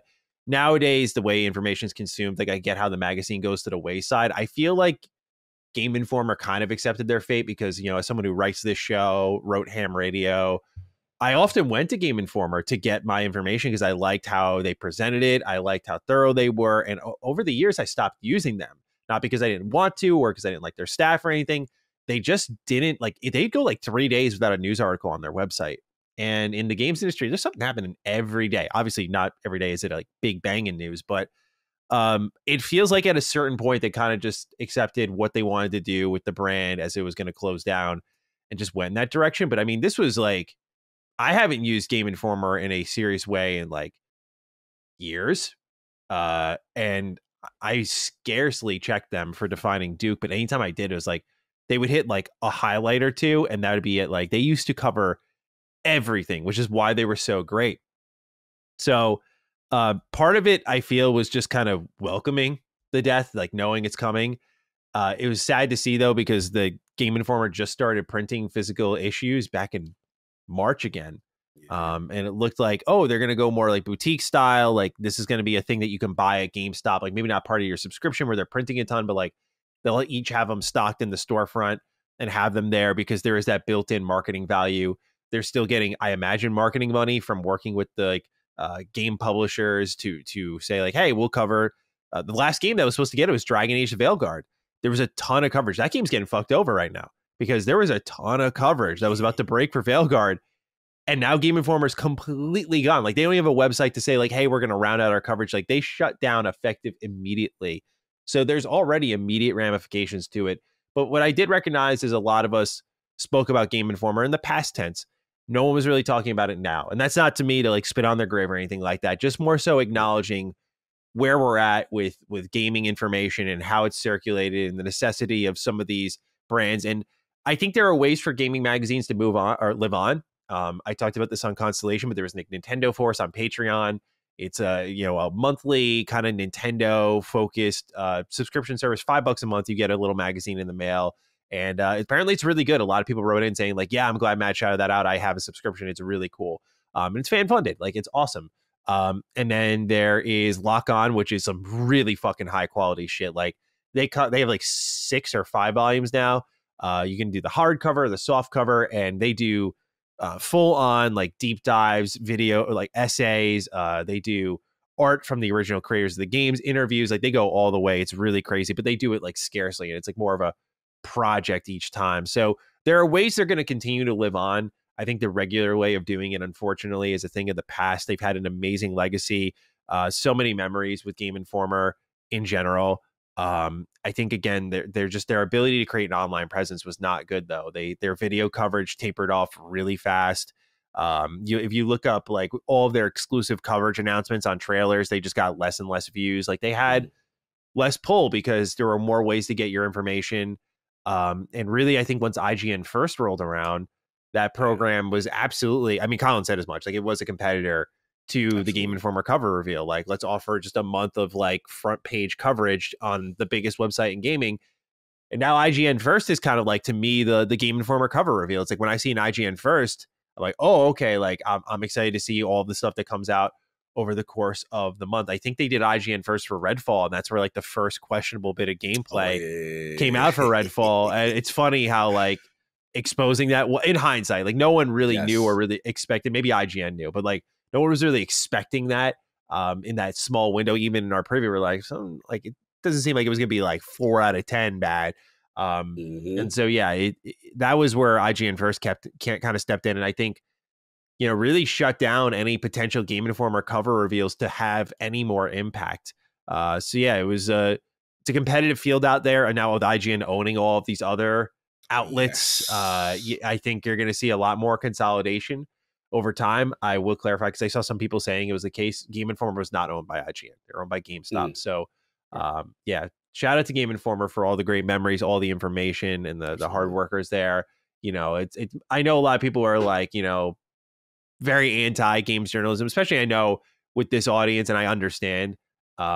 Certainly I will not be like mourning the death of Kotaku for sure, but I think Game Informer has done a lot for our industry, and they deserve way more respect than they got from GameStop. That's for sure. They've been a huge, 33 years. They've been there since really the start of it all, man. And so this is a real treasured part of gaming history. It should be treated as such. And it's sad to see them go. It's almost unbelievable. So again, shout out to the hard workers there throughout all those years who provided such great coverage, and is really responsible for spreading a lot of awareness for myself when it came to gaming. Like, whenever I tabbed through and saw the previews, like, that's especially my teenage years, how I learned about what games I wanted to pick up. Like, it was a huge thing for me. So thank you to them for their hard work in shaping the gamer I am today. Absolutely. Yeah. Shout out to them, man. Definitely my formative years as well. And what pains me is now there's no archive of that. Yeah. That's the thing, right? Like, the magazines are there. So I talk about like a gaming museum. Like, they, Colin mentioned this. Apparently, they have a huge gaming library at Game Informer of like every single game, every single version, like dump demos, things that are just not available anywhere else. And it's like, this is preservation. Like, that needs to be combed through and saved immediately. Absolutely, it's so important. So yeah. Shout out to Game Informer. Thank you for all you have done. And you will be missed. Absolutely, bro. Descenders Next was announced, Cog, for Game Pass. It's coming in 2025. It's from No More Robots. We did interview Mike Rose, who's the head of No More Robots, and he's arguably one of the biggest indie proponents of Game Pass, saying as long as we can, we'll put everything on Game Pass. And Descenders was the game that really made him believe in Game Pass. It was the one that he said, like, we keep getting new players and keep in turn getting new sales. Like, Descenders is huge for us. So this is a really big announcement for them and in turn Game Pass.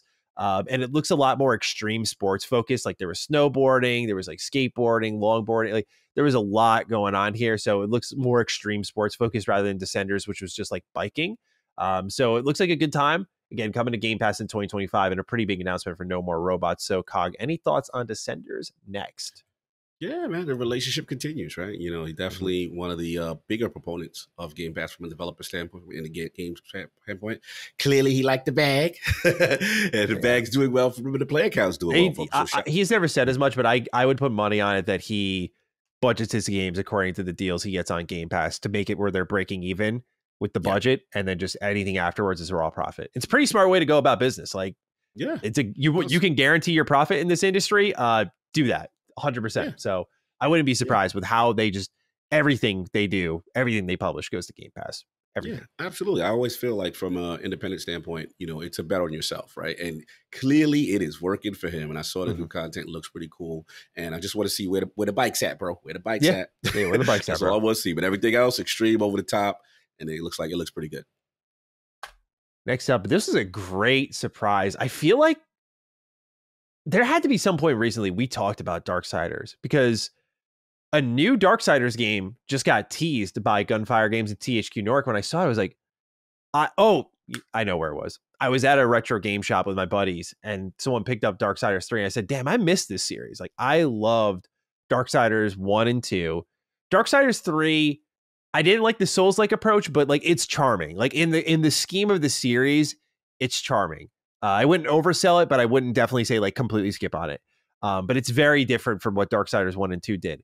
And there was just one final horseman to kind of round out the story and like this universe. And so I'm hoping this isn't a reboot and that they go for like what is effectively Darksiders 4 with like a new protagonist and everything.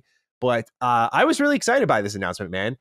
So any thoughts or memories with the Darksiders series? I remember this was a game that like was touted as a God of War competitor with the first one. Like it was, I mean, if you play COG, super inspired by like PS2 era God of War, very much so. And I think that's what makes it kind of great. That's why I think it got so many comparisons. Darksiders 2 went open world. Darksiders 3, because of the comparisons, I think they kind of tried to walk away from that and go more Souls-like. So each game has their own bit of DNA, very different feeling series, but very enjoyable, very good, very overlooked. And so you don't seem to have any memories with this at all, do you? I have no familiarity with the series. I've never played a Darksiders game. You know, I know about the following. I know people are really passionate about it, but yeah, I've never played it. And I saw that when, you know, they, you know, when it said it was in development, people were going absolutely crazy. So I did watch the trailer. I didn't really get too much from it. Yeah, the trailer's not good. Yeah, it's like, it's pretty non-existent. I was trying to get a feel of what was going on kind of thing. But look, I'm always a fan of beloved franchises kind of coming back that have that following. And I have heard good things about it. Just I've never played a Darksiders game, man. Yeah, absolutely, dude. So that's your jam, like that. That's what you rock. I wouldn't say it's my jam. It's just it's really, if you're like me. So if people ask me like, what God of War do you prefer? Like, frankly, God of War 3 is my favorite of any God of War game. I do like the PS2 era a lot. Now, there's no disrespect to the PS4 and 5 era. I think they're really good as storytelling games, but I like crazy nutcase murderous Kratos that's just screaming at everything. Like that PS2 era, it's not even nostalgia because I got into God of War pretty late, like really in my teen years. Like I played God of War 1, missed 2, then played it on the PS3 remaster, then played God of War 3, played Ascension. Like there's something kind of special about that era, but I understand why they went in the direction they did. And I'm glad they did because it really saved the company and in turn the series. But Darksiders reminds me a lot of that, minus the screaming and everything like that. But it's like a war between like demons and angels, and you're this horseman of the apocalypse. And so yeah, it's got a charm to it. Like they're really sound games that I think there's a couple of games that got destroyed by discourse in gaming history where like people just didn't play the game and had no fucking clue what they were talking about. I think of like Battleborn versus Overwatch. Like nowadays, I would hope there was enough gaming intelligence to say like a MOBA and a hero shooter are not comparable in the slightest. But I think Battleborn died because of Overwatch. And I, by the way, say this as someone who sank countless hours into both games, Battleborn did not deserve the fate it got. And there's plenty of examples like that. And I think Darksiders kind of got sunk because like a lot of people kept going, God of War, budget God of War. I'm like, I mean, I don't think it's budget. Like it's more Zelda and God of War. Like it's kind of got a lot of that Zelda energy on top of it. And the story is completely different. So, I think there are some games that get destroyed by the discourse, and I think this is one of them. And so I hope that this new game looks great and is the fourth horseman and of the apocalypse, and we'll see where they go from there. But yeah, very lacking reveal in the terms of knowing what the hell's going on. Just like, hey, new Darksiders coming, so we'll see. Mm-hmm. Next up here, Elden Ring is said to be the limit for From Software project scale, according to Miyazaki, and that multiple smaller games may actually be the next stage for them. And this would be the smartest thing they could do because they cashed out so big on Elden Ring.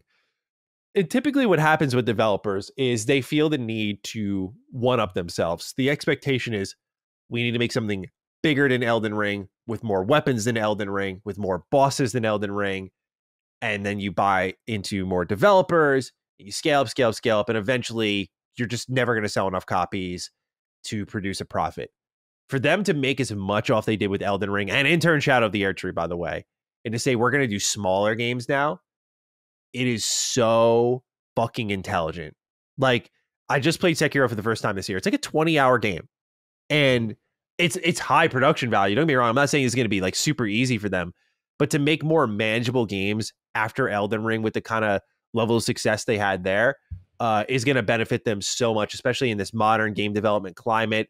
It's going to be more sustainable for them. Like this is what you're seeing on display here is really good management. Now, knowing Miyazaki, who's typically underselling and over delivering, he said like Shadow of the Erdtree was as big as I think Limgrave. Biggest fucking lie ever told. Like that is not even remotely accurate. So his version of small and his ability to size things up isn't always fantastic, but it's usually in the benefit of the consumer, which I think is good because it shows maybe a level of like restraint. Like, this is what we're shooting for. This is what we can accomplish. And so you realize that sort of stuff later as you get deeper into the project. So I think this is great news. Cog, your thoughts on multiple smaller games potentially coming from Software? Yeah, shout out to them, man, because look, we already know Shadow of Erdtree absolutely cooked. It is definitely the gaming revolution that is Elden Ring continues. And I do like the idea of, from a developer standpoint, not falling under the pressure of having to do bigger and better and do sequel. We get into that sequel-itis and repeating-itis kind of thing. And I like that, try some smaller project. Also, it's kind of like a palate cleanse from a developer. You want to take a break. Sometimes you want to try different things. Obviously, when we had Josh Sawyer on, right, he was talking about, I wanted to take a break, obviously doing Pillars and, Fallout and stuff like that. These are palate cleansing things in between. I think that's fine. So, yeah, I have no problem with that. Elden Ring is humongous. Shadow of the Erdtree, the DLC, tremendous. You don't want to get formulaic, right? So I like it. So, yeah, shout out to them, man. They're killing it. Seems like everything that man touch is gold. So, yeah, they cooking right now. Absolutely. So very excited to see what's next for them. Next up here, Cog, this is all you. Yakuza Wars, trademarked by Sega. What could this be? RTS potentially? What are we feeling here, Cog? Is this, remember, the last time we talked about Yakuza, they said the next Yakuza game is not really what people are expecting. It's going to be very different. They're very excited about it. So this reads to me like an RTS game. You did have the RTS mode in Yakuza Kiwami 2, so it kind of lines up. People loved that minigame. And it would be awesome to see Yakuza go in another direction now, like Yakuza Wars, and you have the Judgment series kind of going in this more beat-em-up direction, the mainline series going turn-based. Like, it's really cool to see this thing potentially growing. So what do you think Yakuza Wars is? I don't know. I get spin-off energy. Obviously there's, what is this? Sakura Wars. There's that. It could potentially be that. It could be potentially, like you said, RTS. I don't get like a direct, sequel to something. Like, this feels like its own thing. The other thing we got to look at, I know people don't want to like this, is mobile. You know what I'm saying? Honestly, yeah, didn't even think of that. Yep. Yeah, look, when you start to expand a franchise, right, you see a lot of these corporations, they want to put their tendrils in all these different mediums and stuff like that. So that's a potential. But yeah, I get strong spin-off energy is what I get. So we'll see. Yeah. Yeah, we'll see. I think you've scared me a little bit with your little mobile cry there. Because I'm like, you might be right. Like, there's no Yakuza on mobile. There's a lot of console, though. Us gamers, we get gas thinking we gonna get what we want, and they thinking about how much they expanded this player base.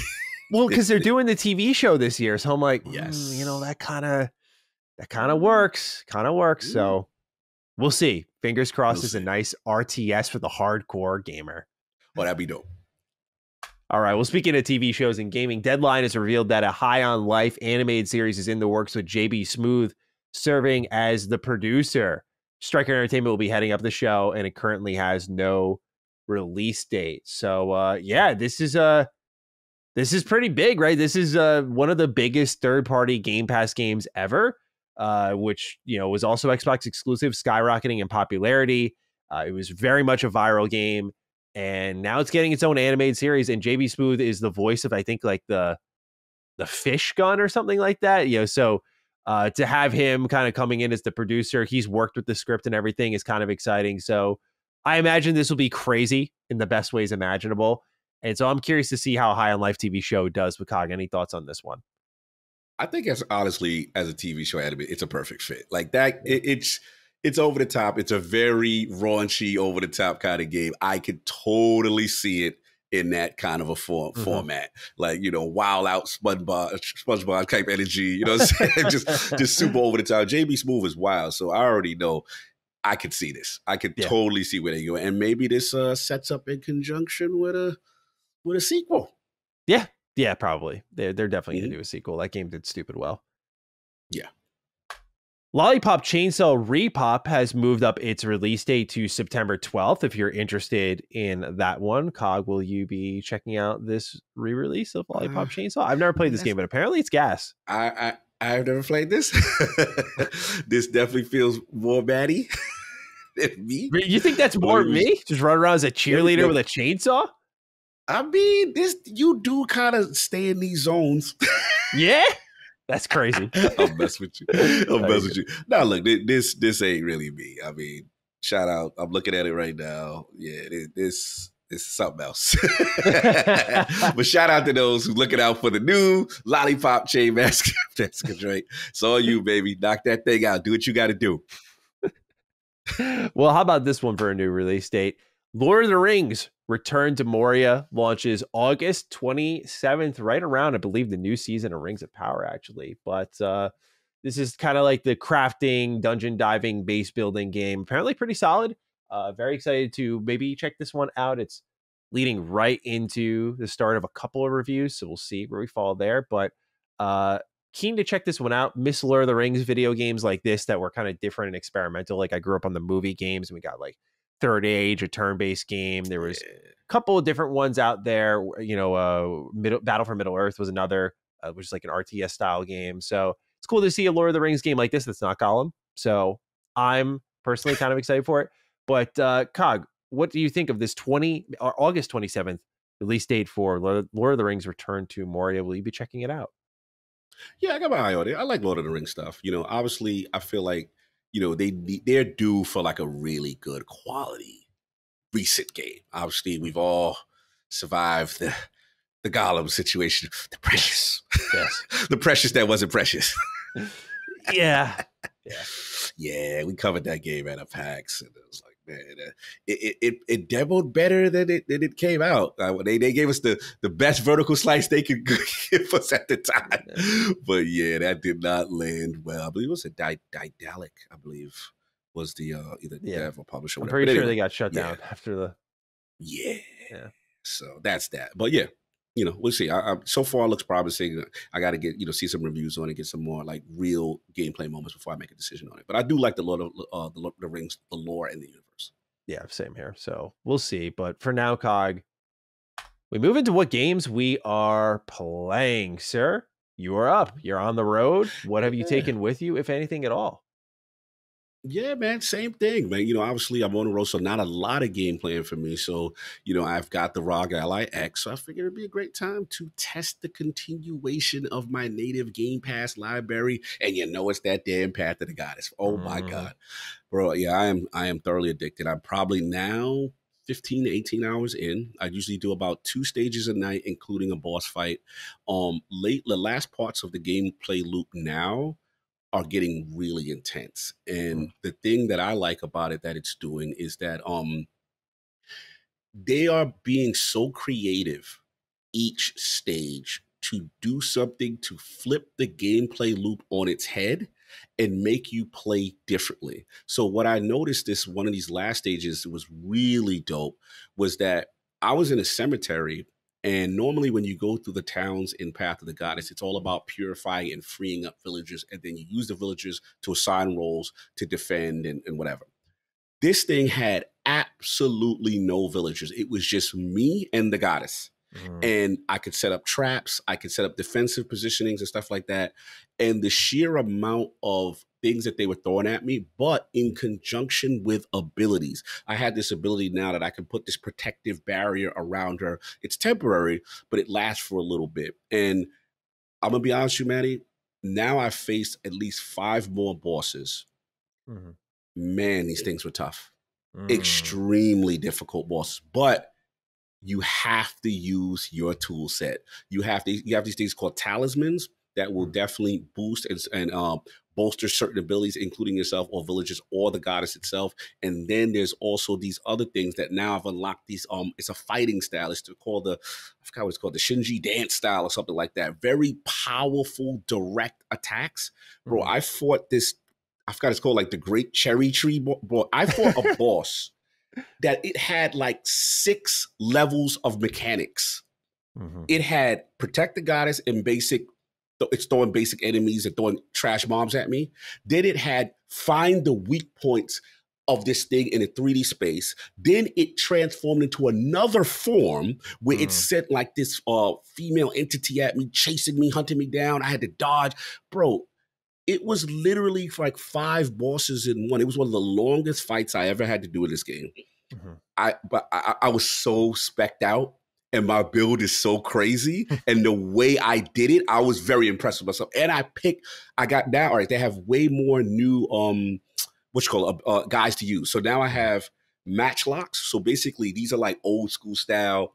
The archers are good because I got these flame arrow archers, but the matchlocks they almost use like old school rifle guns, right? Mm. And they take long to load up and charge, but when Right. they hit medium enemies, they hit hard. I got this priest character now who when the big mini bosses try to rush the goddess, I could slow them down. I got the sumo wrestler he's my tank.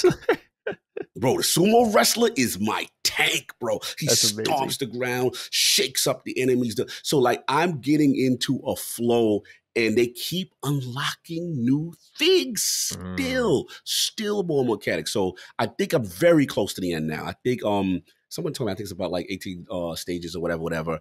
I heard the final boss is crazy. I heard. Mm. I know I'm close. I'm at least 2 stages away. And the last thing I'll say is something cinematic and story wise is happening to the goddess that I'm a little worried. Oh. And I want to know where the narrative goes because it's getting a little scary about her mortality. Let's just say that. Mm. So this is a very, very mysticism based game. And I'm curious to see where it lands. If they land this ending, I'm telling you right now, it's definitely a GOTY contender. It's just a Wow. matter of, it's up there. It's not even close now. Like now I'm like, bro, you keep amazing me. I thought now, every time I think I got the game down, they do something else. And I'm like, yo, That's awesome. this is crazy. 3 people reached out to me. That's like, bro, we can't wait for you if you beat it, like we want to talk to you. So far, Mm. so good. I know I'm very close. Hopefully on my plane ride back, I'll knock out. Bro, I got 5 hours in on a plane. Oh yeah, you're good. Bro, someone was sitting next to me, was like, yo, what is that you are playing? He was like, I watched you. That was crazy. That had me on the edge of my seat. Wow. Yeah, I had this dude that was next to me. He was literally nosy all over my shoulder watching me play bosses. I'm like, yo, this is crazy. Bro, this game, I can't wait for you to try it, Manny. I really do. Like, Path of the Goddess is shaping up to be something special. Yeah, I want to see if I can hit it this month. We'll see, just because I got a bunch of other games that I'm finishing up this month, so we'll see where we end up. But what you're saying has me very excited about it, because I think I'm gonna love it. One last thing, they had a stage where we were out at sea, out in boats and tidal waves, things trying to capsize the boat, sea monsters bro, the stages, the variety, everything is just so well. I can have have my guys holster cannons to try to shoot. Like it's so much you could do in this game. It is deep. And on learning, shout out to the people. Last thing, tip advice.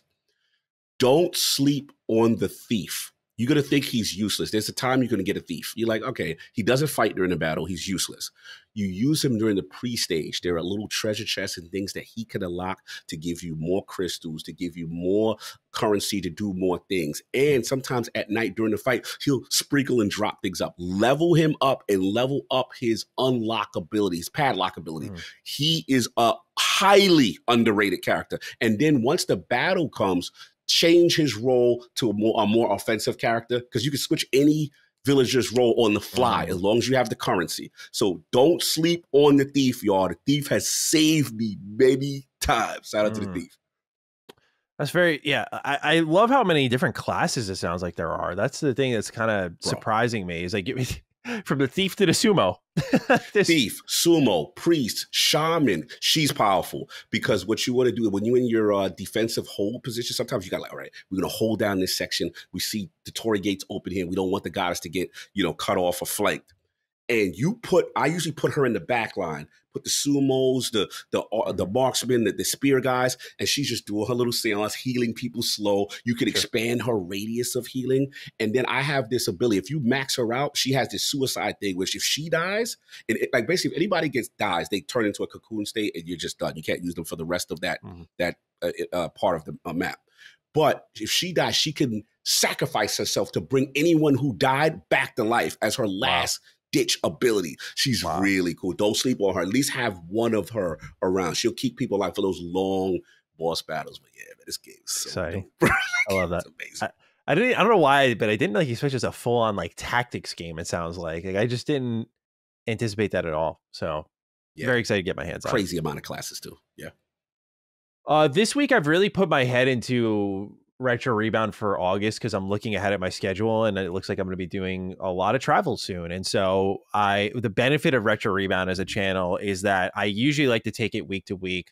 But if I need to just gear up and really get shit done, like if I really put my head to it, I'll get like a month's worth of content recorded and filmed and good to go for the channel within reason. Like some stragglers, some little leftover pieces, but enough to get like files up for like the editors to start tackling it and stuff. So that's really been this week for me, because again, I'm looking at my schedule. This is me like trying to make more health as wealth level decisions for the mentality. More normally I'm like flying by the seat of my pants. Like this year I'm trying to be more proactive with things with my schedule in that department.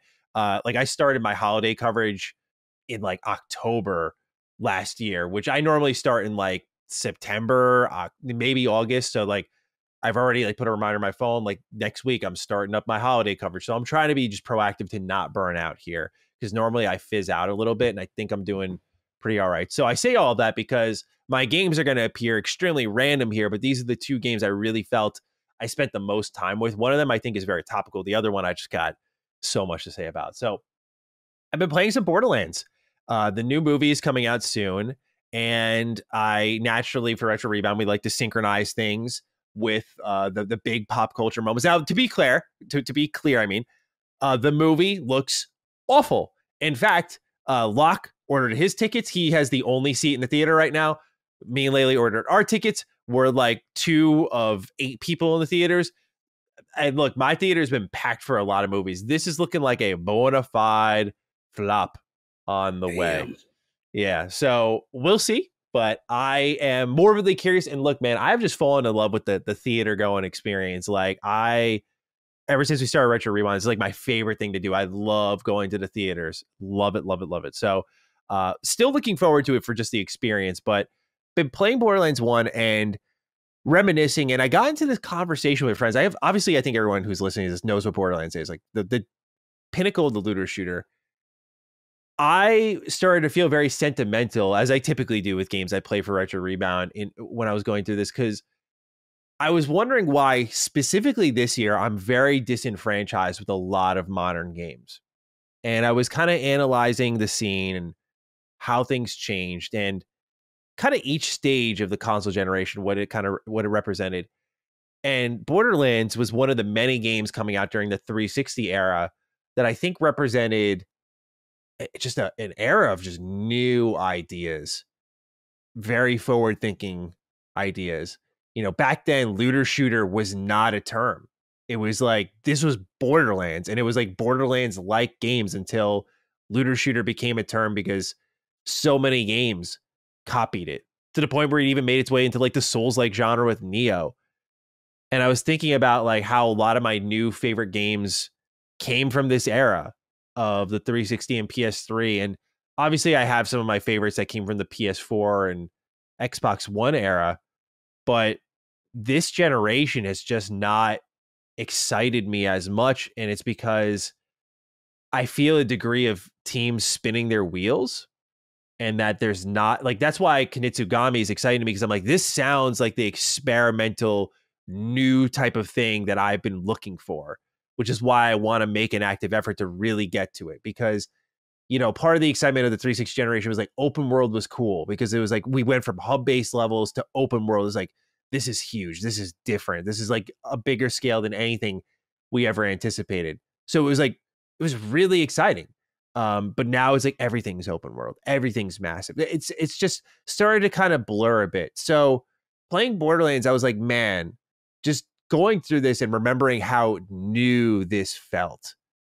And honestly, it's one of my critiques of the franchise is that when I played Tiny Tina's Wonderlands, I was critical of my review. I know a lot of people didn't like my review, but I was very critical of the fact that it was like, this feels so much of the same and is not leaned into, like, it's in the case of Tiny Tina's Wonderlands, it's source material of like D&D or Bunkers and Badasses, as they call it in the game world, where it didn't use, I think, enough creative ideas to separate it from other Borderlands games. And it just it represented to me this inflection point in like the stagnation of our industry on a creative level. And like, I'm just like, damn, like these games back then were just so much more fun and forward thinking. And I feel like we're kind of in this era now where we're stuck for a while, and I'm hoping things will pick up with new technology. But if you ask me like what has been the least favorite generation in gaming, like it would 100% be this one. 100%. It just there's not been a lot of new feeling shit. It feels like we're so business centric. Like we're still hanging on to PS4 and Xbox One tech. Obviously the tribalism around the industry has just made it worse too. Like it's definitely been, I think, a worse generation for sure. And it's disappointing because, yeah, playing games like Borderlands kind of remind me of a time that feels a little far gone, or the feeling that I don't get too often, which is like, oh, this felt really new. Like I remember when I was talking about Final Fantasy VII Rebirth, like I played it for 60 hours, I think, and I moved on, which is plenty of time, but I moved on pretty quickly. And a lot of the LSM audience in particular was like fucking aghast by it. They're like, oh my God, why? And I'm like, well, I've played Final Fantasy VII Rebirth 8 million times. It's like, it's not new. I love the 7 cast and I love the story. And that's all I was there for, because everything else around it is so fucking familiar. And so, yeah, just playing Borderlands, I was like, this is so refreshing to just remind myself of like when there were new ideas really being pumped into the industry. And that's why I recommend people not check out Retro Rebound. It's up to you if you want to like watch the content, but to reconnect with the older games, because I think it will kind of infuriate you on where we were and where we've ended up, where we're not in this dire state. It's not like bad games are coming up and familiar games are constantly pouring out. Fair. And so, yeah, Borderlands has been a lot of fun. Like just playing this post-apocalyptic looter shooter. The Game of the Year Enhanced Edition is phenomenal. They did some things under the hood with FOV and just frame rate and just a lot of technical tweaks that make this game feel so good to play, arguably better than any other Borderlands game. I went from that to Borderlands 2, and just these are such witty written games that just have so much charm to them. And what a special era for Gearbox amidst a lot of turmoil, because they were also doing Aliens Colonial Marines at the same time. They were doing Duke Nukem Forever. So they weren't perfect during this stretch, but I didn't care because Borderlands was soaring and just phenomenal. And I miss how much I loved this franchise because Borderlands 3 kind of crushed me. I covered that. Many people who have been subscribed to me for a while, leading into my first appearance on LSM, I covered Borderlands 3 a shit ton. And when I played the game, I was like, this is not great. Like, especially it showed how important the writing is. So reconnecting with the incredible writing of the Borderlands franchise in the face of this movie that looks horrifically casted, I'm like, man, like we're just getting away from the plot so much in this industry to make a quick buck, and it's disappointing. But Borderlands, I've been playing a decent amount and just really loving these older games. They're just co-op classics, of course, but there's a lot of narrative depth here that I appreciate. Like I was playing Borderlands 2 and I was listening to this audio log and getting some backstory on Axton, the commando class that you could play as. And I forgot, I was like, I loved how they built these characters out. Like the first set of characters in Borderlands 1 were silent. You didn't really know much about them outside of the occasional audio log. And then Borderlands 2 built them out so much and then set the tone for how they've repeated the same narrative pattern. Like, here's the audio logs. We're going to build out these characters. In Borderlands 3, they got more exposition. And Borderlands 3 also just handled, I'll just say, some character moments terribly in comparison to Borderlands 2. So yeah, dude, just reflecting on these games has been really nice. I love them so much. And it was good to just reconnect with them. But the one I really have more to say on when it comes to the actual game and less on like an existential crisis, Disney Infinity 1.0. So I've been chipping away, as I mentioned weeks ago. I picked up Disney Infinity Gold Edition. I played 3.0 on my Steam Deck. I finished like the Star Wars campaigns. Like I really liked it. I was like, this is great. But I had a buddy who was like, dude, you love Toy Story 3. You got to do 1.0.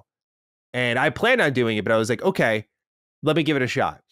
And I'll just say, for my Toy Story 3 lovers out there, those of you who love the toy box mode, oh my God, I can't believe I have never played this before. Mind fucking blown. So it's from the same developer, as I said, with 3.0. It's from Avalanche, right? So the same developer that handled Toy Story 3 in the toy box mode and made what is one of the greatest tie-in video games ever. They took all of those assets and carried them right into Disney Infinity 1.0. So you've got Monsters University, Pirates, The Incredibles, Toy Story in Space, Lone Ranger is there, and I'm forgetting Cars. Oh, Cars. I remember Cars, yeah. So good. And it's such a flexible game. It's impressive. Like Toy Story in Space, literally, if you love Toy Story 3, y'all, this is more of that. It's insane. Like it's a city builder. I'm gradually doing side quests. I'm investing in my town. I'm decorating them, and it's so good. And then you go to Cars, and they just said, "Fuck it, let's make Mario Kart, but like open world." And so I'm like driving around doing the same thing I was doing in Toy Story. Like I'm completing missions and building these buildings and unlocking new features. But then it's also like a really competent racing game. I'm like, this is awesome. Incredibles is a beat 'em up superhero game. So it kind of brought me back to like that older early 2000s era. Nothing super complex, but it actually feels pretty good to play. Like you could not free flow, but you can literally like switch targets mid combo, dodge roll, special abilities, all that stuff. Monsters University is kind of whack. Like it's definitely the lowest of them just because I like Monsters University, but it's just like each one has a gimmick, and the gimmick of Monsters University is scaring. And so all you do is like hold the left trigger, sneak behind people, press RT, and you scare them. And it's not, otherwise it's just existing in those worlds. But as someone who's a big Pixar and Disney fan, existing in these worlds is it's just fantastic. So fantastic that here we are. My man got that PS3. Yeah, we got the play sets here. So yeah, because for those who don't know, the gold edition on PC is really great because you get to just have a digital base is what they call it, and you can just switch characters and everything. You don't need the toys. But I decided to buy the toys a little bit. So I have the 1.0 starter set here, complete in box, and I'm just really excited to kind of fire it up and mess around with it. But yeah, I've been playing it a lot, and I'm like, this is great stuff, man. Like as someone who loves Toy Story 3 unapologetically, and it's a video game, in the toy box mode there, I was like, this is great. The only thing I would say that's kind of missing here is I apologize for my dog, by the way. Forrest is such a loud barker. But the only thing it's missing is, I would say Disney Infinity 3.0 has like better cinematics and storytelling. Disney Infinity 2.0, we're not going to talk about. Like, that's just like, it's a low point. It's just Marvel, and it's not good. Like, I played all three of them, and I was like, these are not cooking, man. Like, I went from loving this to like, or liking this to loving this to like being like, now, like the worst thing they did to Disney Infinity was Marvelitis it and Star Wars it up. Like, it was, not great. But the Disney Infinity 1.0, I wish I was there to experience that rush, because man, what a time. And nice. I would have loved to just go to the store and pick up the new play sets and shit, but having them all there, really good time, really cool game. And so wanted to shout that out because again, I got Disney Infinity 1.0 Gold Edition. I got the whole set of Gold Editions for like $15 on the Steam sale, but nice. I would just recommend, just for y'all out there who have Steam, 1.0 Gold Edition, get it really cheap and try it out. Trust me, like if you've watched my presentation for our first LSM event, I talked about Toy Story 3. Like a lot of people authentically went and like looked at it and said, this was actually great. Like you get a ton of that and more in Disney Infinity 1.0. It's just a really good comfort game. It's a really good comfort game. If you're looking for some like reminders of like how great like old Disney was and old Pixar was and like how charming these IP can be when melded together, you got something really cool here. So nice. Disney Infinity 1.0 is awesome. Salute. I like that you went all out with it too. That's dope. Yeah, dude, it was cheap. It was $30 for the starter set, complete box. I was like, okay. And like anytime I go to retro stores, they always have like the figures there. Like they just have a grab bin that I always ignore. But now I'm like, we pick through this real quick, just build out a little collection here. So yeah, it's pretty awesome what they had going on there. And I do think Toys to Life could have easily evolved into live service. Like they could have easily kept Disney Infinity going, like 4.0. I think it was going to have like Moana and Zootopia. And they could have just made a live service game without the toys, but they didn't. And so now there's just gold editions, and obviously you can go out on consoles and collect like all the toys if you'd like to. But yeah, there we are. Those are the games we're playing this week in COG. We now move on to the news, where big news dropped. It leaked right after our show and then was subsequently confirmed by Xbox. Avowed has been delayed to February 18th. 2025 to apparently, quote, give room to players' backlogs, end quote. For the first time in a while, Xbox fans have a release date roadmap, where Xbox posted this with the announcement saying, we have World of Warcraft, The War Within, August 26th, Age of Mythology Retold, September 4th, Our History Untold is coming out September 24th, Diablo 4 Vessel of Hatred is coming out October 8th, 2024. Call of Duty Black Ops 6 is dropping October 25th, 2024. Microsoft Flight Simulator 2024 is dropping November 19th, 2024. And then the to be announced for 2024, which I imagine this will be clarified at Gamescom, Indiana Jones and the Great Circle, Starfield Shattered Space, Towerborn. And then for 2025, we have obviously Avowed, again, February 18th, 2025, with South of Midnight, Doom the Dark Ages, and Fable confirmed in 2025. They said plus more. So it looks like, to me, I think that 2025 bar kind of decorates what I think would be our first developer direct of the year. We'll see, though. But COG, Avowed got delayed. We have the write-in here. The lemur writes, Duke Definers, my poor boy Avowed got delayed. My sadness is immeasurable. Now that Avowed is firmly out of 2024, what Xbox game this year are you most looking forward to? Indie, Black Ops 6, or perhaps Aura Skibidi Untold? Have a Phil checked my build and said it was ready to go and still delayed my build out of 2024 kind of day, Lemur. Thank you for your very cheeky write-in here. So, COG, Avowed delayed. Thoughts? Yeah, man, like Black Rock, right? This is the one we were waiting for, for a while. Obviously, I want to shout you out. Your initial instincts were correct. You always felt, I don't know, COG, like, I feel like it's not going to be in 2024. And from what we saw, we definitely saw more polish. Shout out to Kerry, the team. We saw more information. Look, I'm just going to cut to the chase. As much as I want Avowed, we have to admit, if we're being objective, how was it going to succeed with the release date that we heard was supposed to happen, right? Mm-hmm. And we heard it was like November 12th. That was the unofficial leak report, right? We know Assassin's Creed is that same week. Now, say what you want about the controversy with Assassin's Creed. This is a mainline Ubisoft franchise on the same week. Avowed would have got buried. Then you look at that document that you put up. You got World of Warcraft, right? I know console guys don't care, bro. This is huge on PC, right? Age of Mythology, September, again, huge on that. Ours out there. Diablo, a big expansion. They're Taken King, so to speak, moment on top of that with Game Pass. We know with Black Ops, you better remove your release date. You better move away from anything Black Ops is talking. Now, November. Notice everything surrounding Black Ops 6 now for Xbox is very specific taste. Like Flight Simulator is not going to be affected by Black Ops 6.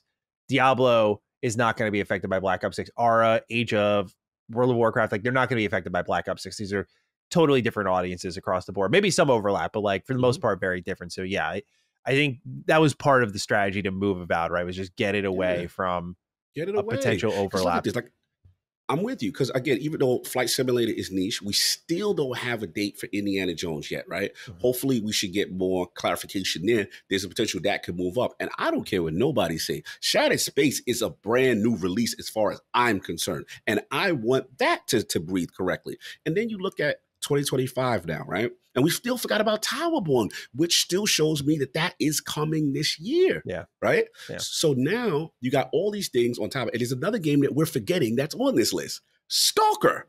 Stalker is on this list. Yep. Yeah, it's like November. So where was Avowed going to succeed? And let's be honest. Avowed, like I said, the Obsidian and BlackRock, Western RPG, this game needs to shine properly on its own with its own marketing schedule and not be buried and not promoted right. So I'm a fan of them actually avoiding shotgun blast tactics and doing the correct thing.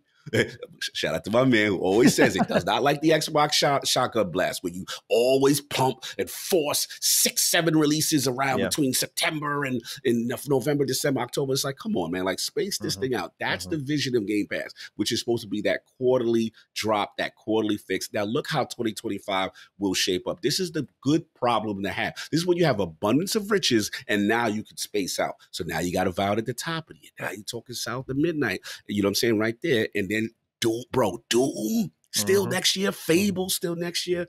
Look, I get the disappointment if you're an Avowed guy and all you cared about was Avowed. I get that. But for the health of the game, this is the correct call. And the only pushback I will give Xbox, don't tell me in your marketing you doing this for some backlog. Play your backlog. This is why we delayed it. No, you delayed it because you wanted to breathe, and you knew it ain't gonna probably breathe correctly, which is the right call. I just found the marketing for why they did it was hilarious. Yeah, a lot of people kind of called foul play on. Like, there's no way. I'm like I don't think I'm super naive when it comes to this, but like I kind of get it, man. Like there's a ton of shit coming out, and did Avowed, like I someone who was a proponent of the conversation of Avowed being delayed. Like I'm not going to take a major victory lap because the reality is when I saw it from January to June, I was calling for a delay because it didn't look good enough. I was like, you're saying it's alpha, the combat looks off. Then we see it in June. I'm like, you know what? And then we see the deep dive with the Xbox podcast. I'm like, no, this looks really good. Like I could totally see it coming out. And I believe, and people can check me if I'm wrong, but I believe I shifted to 50-50. Like it wouldn't surprise me if it got delayed, but the delay I said didn't seem to be with quality, but timing. So again, I'm not going to take like a major victory lap there, but I just want to say, by the way, LSM Faithful, all right, when Colin gets something right, there's a little bit of a shower of praise, right? Like there he goes again. And look, man, I'm just saying out there, this is something I was not quiet about. I didn't see any write-ins. I didn't see any mentioning of this. And I found that mighty odd. Where's the Maddie was right moment?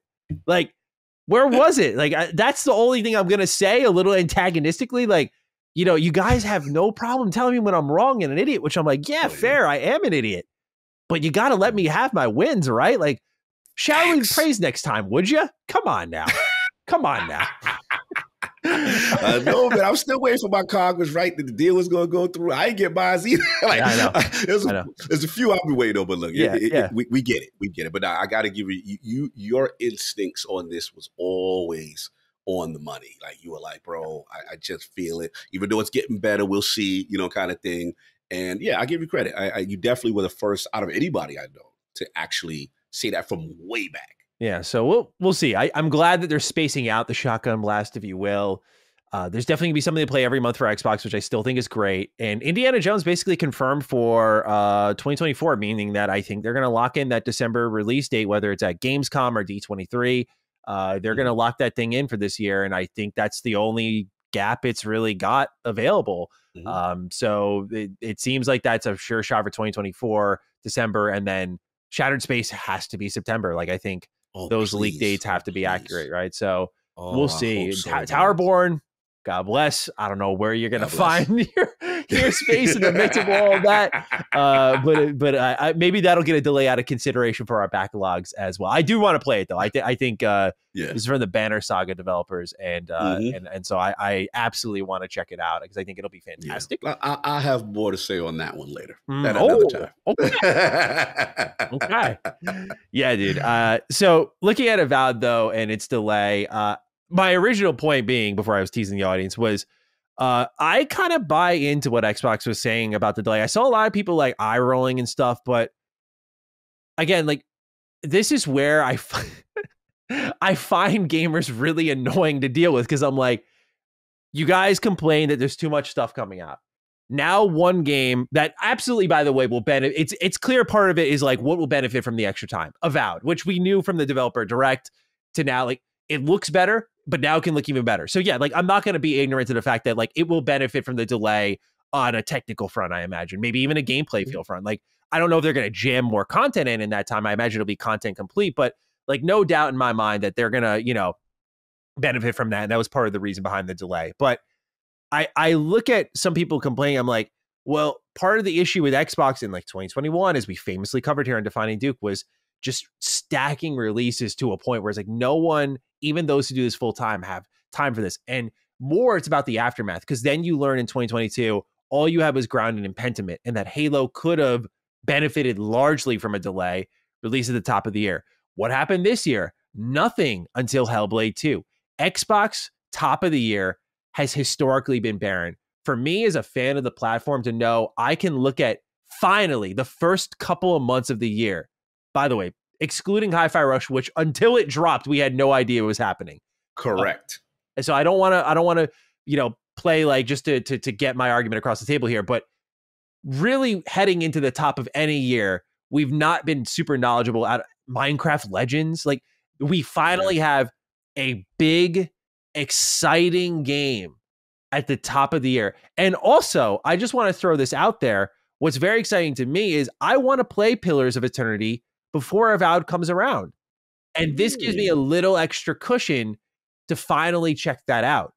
Whereas doing that this is not, by the way, like their reason for delaying, but now leading to the holiday period, I'm like, I'm not going to have time to do 2 massive Obsidian RPGs. No way. Yeah. But now in February, it's like, okay, well, I know what I'm doing this December when I'm off. I'm going to be cruising through maybe a little Pillars of Eternity and something else on top of it. Like, I just think that, yeah, when Xbox has failed to have something at the top of the year, like it's not just like for us as gamers do we benefit time-wise, but like this company needs quarterly releases. They need it. They cannot, the amount of extra sales they would get just from spacing things out a little bit. I don't know if what they're setting up here will work against them, because they do have a lot coming out, but a lot of it's for different audiences. Like, you have the RTS, you have the MMO, you have the looter game, you have the prominent first-person shooter, you have the single-player adventure game, you have a simulator game. Like, they all target different audiences, and of course, for many of us, like hardcore gamers, they will overlap in certain instances. But I think, again, when you look at how many times they have just failed to spread the wealth, Xbox definitely needs to take the Nintendo approach. You got something good, sit on it. Sit the fuck on it and wait for a good moment to drop it. Because I would love to see an Xbox that has something for me every single, winter, spring, summer, and fall. I would love to see that out of this company. And so if this is the start of that, where I'm looking ahead into 2025, all of these 2025 games as major beats for them, Avowed, South of Midnight, Doom, The Dark Ages, and Fable, look fantastic. That's exciting. Absolutely. And if they spread out perfectly like we want them to, That's exactly what I've been asking for from this platform for fucking 3 years now. So to see it, it's like, I 100% was like, I think we all benefit from this. I understand that people were like, I was only looking forward to Avowed. I'm pissed about this. I'm like, sure, fair. But again, it goes to the top of the year. It's like, yeah, what we saw at the developer direct was not looking sharp. It looked like, you know, for people like me who really like that style of game, like, okay, I can accept this, but it could have looked way better. It ended up looking better.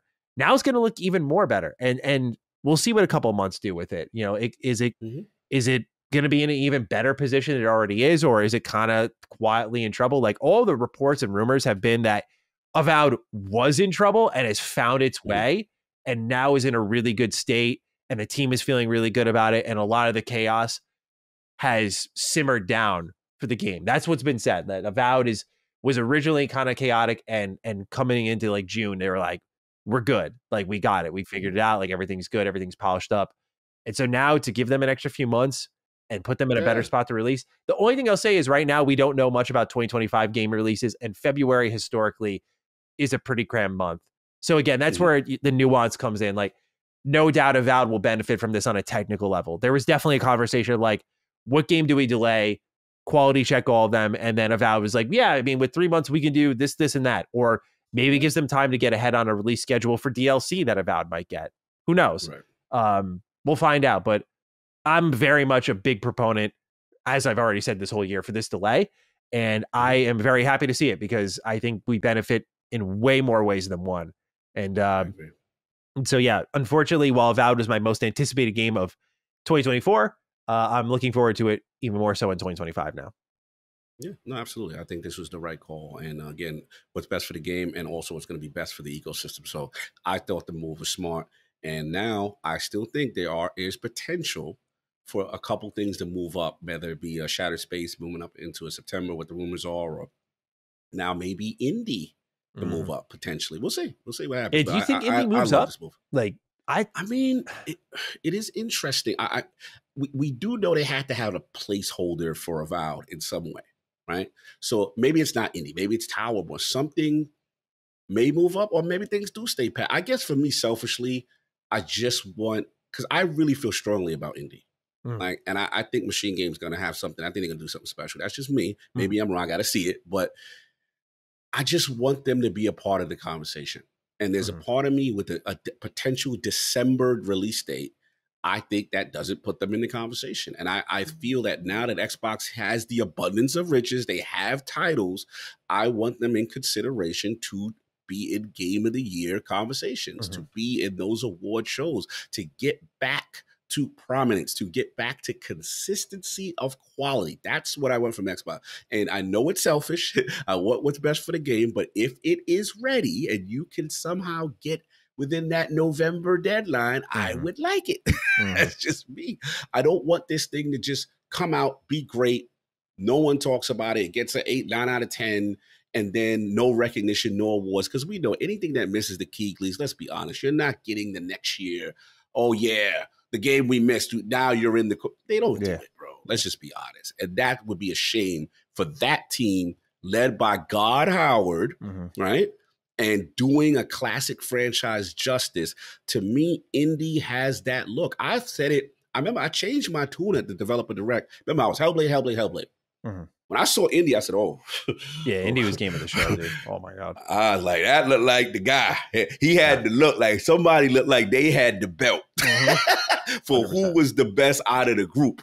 That's how I took it. I was like, okay, I see you. The same way when I saw Fable at the show, I said, oh, somebody looked like they got the belt. So that's where I'm at with Indie. I'm really pulling for them. So we'll see. We'll see what happens. But obviously, what's best for the game is best for the game. So do you think you would say Indie is your most anticipated game from Xbox this year now? It's weird. Yes and no. It's still Shattered Space. Shattered Space is a brand new release for me. I don't care. Like Shattered Space, I am so looking forward. I'm dying for an excuse to go back to Starfield. Yeah. So it's 1A and 1B. Technically, the new game is, yes, if you're talking new title, it is Indie. But as far as where my hype levels, Shattered Space is right there. Let me know when I can go face to face the Great Serpent and we, me and Andraja, can handle business. That's where I'm at 60 frames per second with mods and potential vehicles or whatever we doing. Yeah. I'm ready. And I'm going to hum my music and y'all going to know what time it is. Yeah, I think I'm with you. To answer Lemur's question, like, most exciting game for me when it comes to Xbox this year, like, yeah, I think it's got to be Starfield Shattered Space. Like, I just, what we learned about the size of that DLC and how they're building it, like Far Harbor, I'm like, dude, Far Harbor is the best thing Bethesda Game Studios has done in terms of DLC, in my opinion. And so I just, to get something even in that spirit, in a game that, by the way, I think desperately needs it, is going to be so good, especially because I imagine before that. Here's my prediction: is like, we're going to talk about Gamescom in a little bit. We know we're going to see Starfield there. It's like, I'm expecting them to just new trailer, updates out. Here's the vehicle, and we'll see you in like 2 weeks for Shattered Space. Like, I think it's going to be like sprint, go, and I am super fucking pumped for that, bro. Super pumped. So yeah, it's Shattered Space, I think, is just going to answer a lot of Starfield's core problems, and actually may even rope in some people who are like, okay, now I get it. Like, that's the thing I'm curious about. What can Bethesda do to win people back? Because what I'm noticing is, at first there was a lot of noise around BGS games, but I think most people understood that, like, okay, these are things that people enjoy. But like, for example, I've seen a lot of coverage around Fallout London. In fact, I'm kind of making my own video in response to these types of videos. Like Legacy Killer HD made what I thought was a pretty good video talking about it was like Fallout London should terrify Bethesda or worry Bethesda? It was something along those lines. I'm naming my video Fallout London should worry Bethesda. But his video was talking about how the mod is so good, and just stating how like Bethesda should be kind of embarrassed and ashamed with how much modders have done for free compared to like them charging for like Starfield DLC, like $7 for a 20-minute quest, that sort of thing. And originally that sort of sentiment didn't get very far because, there's still a ton of nuance to the conversation I cover in my video, but originally that sentiment didn't really get far. But the reality is that no matter how successful Bethesda Game Studios is doing, like 25 players across all their games in June is insane, right? It's an amazing metric, and I wouldn't care what most people are saying on the internet either. But the reality is that sort of sentiment is gaining traction more and more, that Bethesda is being outdone, not just by their competitors, but their fans as well. And it's not just this little background white noise, but like a prominent conversation continuously occurring. And Fallout London should kind of worry them in that, like, their fans are inching in quality now to what they're doing and providing answers to things that people have asked of Bethesda Game Studios for a while. Choice and Consequence, Fallout outside the US, et cetera, smaller spin-off games, et cetera, et cetera. Like, again, there's nuance to that conversation, and that I think people ignore with modding. Like, the lore isn't nearly as scrutinized because the lore is not official, and that's a big talking point for Fallout. Fallout London is extremely buggy. Some of the level design is not good at all. Like, there's definitely things that are not falling under scrutiny simply because it is a free mod and not Bethesda Game Studios. And I think if it had the Bethesda Game Studios logo on it, as I've kind of conversed in the past, I think that just invites a level of criticism that many people aren't being genuine about. Many people are.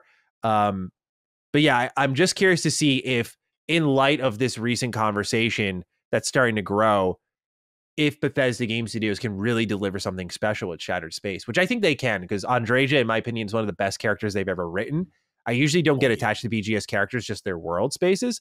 But Andreja is phenomenal, just an amazing character. So building off of her and her lore and a big gap in said lore is, to me, like a money shot for sure. Absolutely. And especially with the leaked trademark being Starborn, I will not spoil Starfield, but I'll just say that I think when you talk about when you're about to beat Starfield, a conversation happens.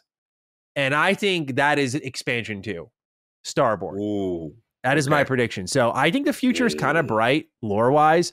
And as long as they nail this, I think they can win a lot of people back saying, like, okay, Starfield can be great. I mean, the mods are already fucking amazing. These Star Wars conversion mods are sick. It's already growing quite a bit. And so I think give it time, let them cook, and they'll have something here. But I think step one is getting this expansion right. So it's a mixture of like anticipation and anxiety, as well as like excitement as someone who really liked the game. So We'll see. Because the thing is that I want to see, for me as a BGS fan, can Starfield rise up the ladder? Like right now, even when I reviewed it at first, I was like, Starfield's my least favorite BGS IP. Easily. Like I love Fallout, obviously, above all else, but Elder Scrolls is like way better than Starfield to me. And I'm more of a sci-fi head, which is why that's surprising to say. So can Starfield start to inch its way into an experience that transcends Elder Scrolls? It's a tough hill to climb for sure. To ask. but I think they can do it because again, it speaks to my sensibilities and my taste. Like I love space travel, space exploration, sci-fi. That sort of entertainment is always my favorite. So Starfield should, in my opinion, by taste alone, succeed past Elder Scrolls, especially because Elder Scrolls, I mean, I love the series, but really I love Skyrim and Oblivion. Morrowind, I like a lot, but I've never really beat. So like, there's a lot less experience in that franchise. So we'll see. But I hope they move things forward in a meaningful way because that's kind of what people have been having an issue with Bethesda Game Studios with. Is like Skyrim was the last time for many people they moved the needle. And I think it's a fair argument. As someone who loves their games, I think it's a fair argument. They've moved their own needle. Like they've pushed their own tech with like, oh, we're going to make multiplayer with Creation Engine. Fucking stupid idea. And it's only now in this year that 76 has become redeemable. But you know, they've pushed their own tech, but to push the industry forward is a whole other conversation. So I'm hoping with Shattered Space that they can find a footing of like replicating a special BGS experience that makes us go like, oh yeah, like I just realized like I've never really beat Shivering Isles, so it's like something I gotta right or wrong. Wow. But I know giving people, I know, right? Greatest. I know. Oh, there's a whole story behind me recognizing like, oh my God, like I had this gap of Bethesda Game Studios experience that is pretty fucking necessary for someone who talks about them so frequently. So yeah, that's a video. Like right when I realized that, I was like, let me get cooking on a video because I feel like I've lied to myself in my own misunderstanding of what this was to be. It's like, it's fascinating. So yeah. But like to remind people of that experience that many people had, Far Harbor, that experience, even the Fallout 3 DLC, New Vegas DLC, I know it's Obsidian, but I hope Shattered Space brings people back to that. So we'll see. But that's why it's my most anticipated. There's a mixture of like hype and anticipation there. Mm-hmm. All right, Cog. With that, we move on to Xbox's Gamescom details. And I'm going to read the Xbox Wire post here where they have over 50 titles to check out. And the booth will include a theater, photo ops, gear store, and more. And there will be a broadcast from August 21st to the 23rd, plus opening night live. So there's going to be a lot of games shown off. This August, we're going to get a better picture of Xbox's holiday window. So let's go ahead and read. Following this year's jam-packed Xbox Game Showcase, we're excited to return to Gamescom and connect with fans in Cologne, Germany from August 21st to the 25th to show off even more of what Xbox has in store. Yada, yada, yada about the community making what gaming is. Skipping on down to the Xbox booth. This year, the Xbox booth will feature over 50 gaming titles from Xbox Game Studios, Blizzard, and Bethesda, as well as our amazing third-party partners. Spread across more than 240 gaming stations alongside the photo ops and experiences. Attendees will be able to go hands-on with upcoming Xbox releases, including Age of Mythology Retold, Aura History Untold, Diablo 4, Vessel of Hatred, Fallout 76 Milepost Zero. I've never heard of that. I have to look at that. I've never heard of that. What is Milepost Zero? I'll look at that in a sec. The Elder Scrolls Online Gold Road, Towerborn. We will also host exclusive theater presentations of Avowed, Indiana Jones and the Great Circle, and Starfield Shattered Space. So firming up that these three are going to be here. And obviously we know Avowed's release date, and I think the other two will have it by that point in time. Joining the Xbox booth for the first time, Blizzard Entertainment will make their grand return to Gamescom with multiple offerings for Diablo and World of Warcraft. Ahead of the launch of Vessel of Hatred's expansion in October, Diablo will bring an exclusive public hands-on gameplay demo of the Spiritborn class to the Gamescom show floor, with a Diablo Immortal Heliquary boss tournament taking place as well. World of Warcraft celebrates the launch of The War Within on August 26th with the power of a special immersive experience, giving Gamescom attendants the chance to feel the thrill of skywriting in Azeroth. So they're doing something fucking crazy. They're putting that Microsoft money to good use, I guess. Woo! The bag is dropped. The Xbox booth will also have playable titles from our third-party partners, including Ubisoft's Star Wars Outlaws, Saber Interactive's Space Marine 2, Rebellion's Atomfall, and the return of GSC Game World's Stalker 2 Heart of Chernobyl with an all-new demo. And in our Indie Selects area dedicated to diverse, exciting upcoming titles from independent developers. We'll host games including Maximum Entertainment's Squirrel with a Gun, Noodle Cake's Winter Burrow, which I think is the mouse game, and 11-Bit Studios' Creatures of Ava, and more.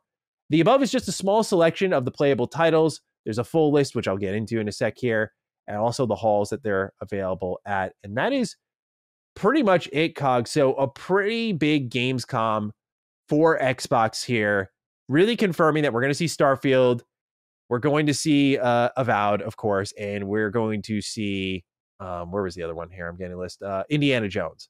So pretty much firming up release dates for that.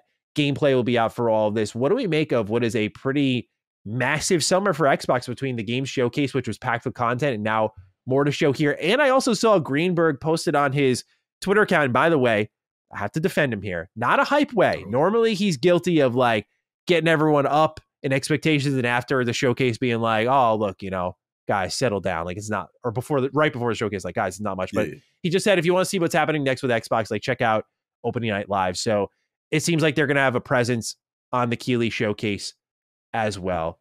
So, Cog, what do you make of what's going on here with Gamescom? Bro, they ready to show out. See, that's what I'm talking about. I'm here for the games. Mm-hmm. That's why all this other stuff dudes be talking about. If you play games and you like games, you good. Mm-hmm. There are games here. And they're showing out. To me, the presence that they have here is pretty tremendous. So I expect a lot.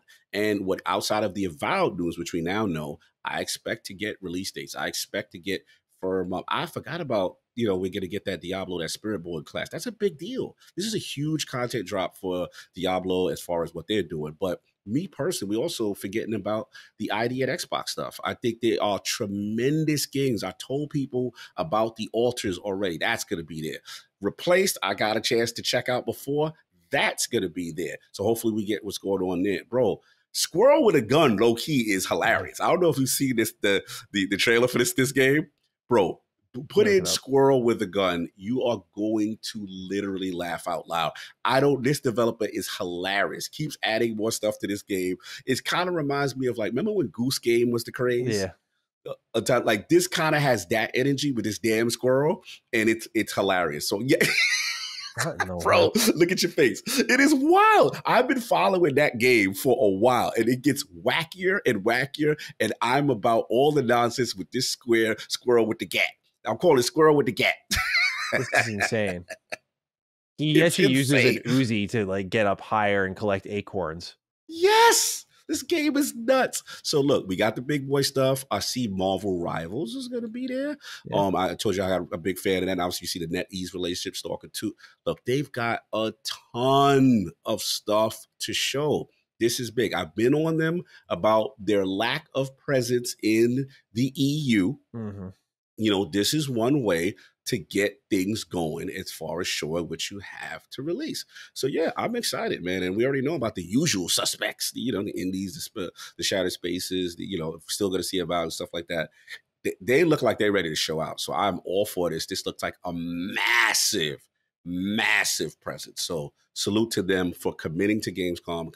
I would like to see this energy back for TGS. I kind of want to get y'all back on focus, but I'm going to stay off y'all right now because this Gamescom presence looks huge. What do you think? Yeah, I think it's really good to see them investing like this because it can kind of paint a picture for what future summers look like. They have such an abundance of content.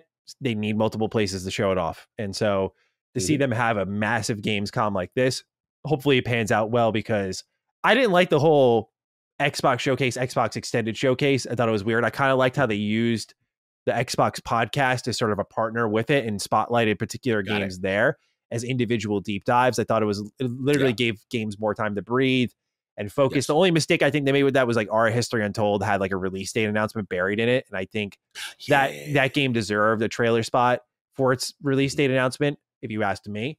But yeah, to see that they're going to spread the wealth throughout the summer, and that you're going to get like if you don't get something at the Xbox Game Showcase, it's possible that you get something at this Opening Night Live event. And so we'll see again how that's spread out. Did they use all of their heavy hitters, or is there more to show off a couple months later for, again, 2025 game? Are they saving stuff for the Game Awards, which many people have been demanding them to be more present at.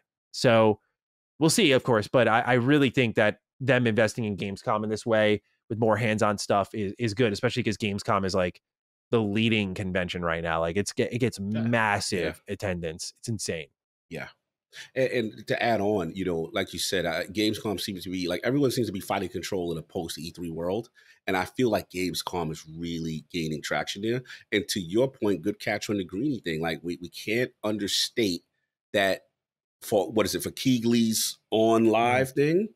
It seems they have something they want to talk about, right? Yeah. You said Greeny put a tweet out? Yeah, I'll read it. Hold on. Let me go ahead. Yeah, read the tweet. Yeah, like that to me is big. That means they got something over there as well. They're ready to show out. He said, yeah, what do you say? Where is it? Come on. I gotta scroll here. So you tweets later from Greedy. Yeah. Oh, he quote tweeted the Iron Lords. That's cool. Oh wow. Yeah, that's what I say. Yeah, Gamers Outreach. Yeah. So they're doing charity. Let's see here. Oh yeah. Looking forward to returning with Gamescom again this year with our largest booth ever.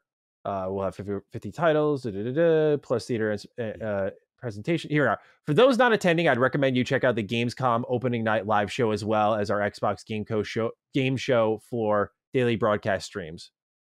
Now, the interesting thing there is, again, opening night live being recommended when there's no mentioning of Xbox presence there. But the assumption is, right. I bet like this is where we'll get Starfield a release date announcement. I imagine this is where we'll get. I could see D23 having the Indiana Jones release date announcement. D23 is very soon, I think. When is D23? It's this weekend. So August 9th to the 11th. So we'll find out by the time this show is live. But I could see that being a spot for the indie release date announcement. And then, we'll see new trailers for it there potentially. But I think Xbox Towerborn should have a trailer there with a release date. That's the Greeny tweet. So it looks like there's going to be some presence during the showcase from Xbox. Yep. All right, Cog, we got 2 more news bits to go through here. Next up, Windows Central has reported that Microsoft and Activision are forming a new, smaller team within Blizzard that is mostly made up of King and other Activision employees to work on AA games based on existing Blizzard franchises like Overwatch, Warcraft, and StarCraft, as well as others. The outlet has suggested that these games may be targeting Xbox's mobile storefront, although they're unsure if they will be restricted specifically to mobile, which would make sense since a lot of King developers are on it. But Cog, we've been asking for a little more work with the IP. Is this a compromise that you're willing to make here? Is this what you wanted, sir? Look, I can't get crazy because remember, we did get the AAA joint. The I call them the hashtag Just One Studio that was up in Poland. Yes. Remember? Yes. So was it Elsewhere or whatever it's called? Yep. So I can't get crazy. They're going for that. They're going for the big blockbuster. But let's be real. We did say the reason why they got ABK outside of Call of Duty was infamous mobile. And we know if King is involved, you hear that name, I am going to take it that they are looking at potential mobile spinoffs for a lot of these franchises to try to bolster a potential mobile storefront, because there were rumors that it was supposed to happen. I believe Sarah Bryan put out a statement that it was supposed to happen, in July or something. And then I think Tom Warren followed up to say that, hey, he did some further investigation. It's still going on. So maybe they're like a month behind or whatever. But I'm expecting some form of a mobile storefront push formally. And then that's where they'll leverage these IPs. So we already know there's like a Call of Duty mobile. We already know King, what is it? The Candy Crush, whatever it is the hell they do. And I'm assuming we may see mobile versions of these other games, like, you know what I'm saying, the Activision Blizzard King lineup. So that's what I think. They have to, even though us hardcore, we don't care about this stuff, they have to attack this, because this is part of that worldwide growth. This is part of that, 2 billion gamers. And they were already bragging, even when we were mad at the hardware numbers last month, right? They were talking about, they were like 500 million, whatever it is. They were like halfway to where they think they need to be as far as this active user metric base that they were using. So I think this is part of that grand scheme. That's still part of the plan and where they're going for expansion. Yeah, I I'm not over the moon about it. I'll judge the game as they approach, but yeah, I mean, there's no. I'm not going to sit here and pretend there's any vote of confidence when I see King developers are making. I'm like, okay, see you later. I have no. Why are you not hyped for King? I with all due respect, Candy Crush is not my game. It may be yours out there, but it is not mine. I love it. And so anyone working on Candy Crush can continue to collect their bag, and I'd love to see the Candy Crush. Like, no one says, what's the Candy Crush's team take on Overwatch? It's like, no. So we'll see what experiences they conjure up here. But I'm telling you, when I wouldn't even say my expectations are low. They're through the fucking floor. You have every chance to impress me with this one. So don't mess it up. You know what is funny? It's like you give off my old man energy to mobile, and I love it. Like the way I get when you play what I would consider the family-oriented games, yes, right? Is the way you get when you hear mobile. Your old man throw the rock at the cloud. Because you know what I think of? I think of Genshin Impact. I played it earlier this year. Let's go. I think of Genshin Impact where, like, if that game was a console game, it would be Unleashed. But because it's got this, I call it the handcuff. Like, it's cuffed to mobile.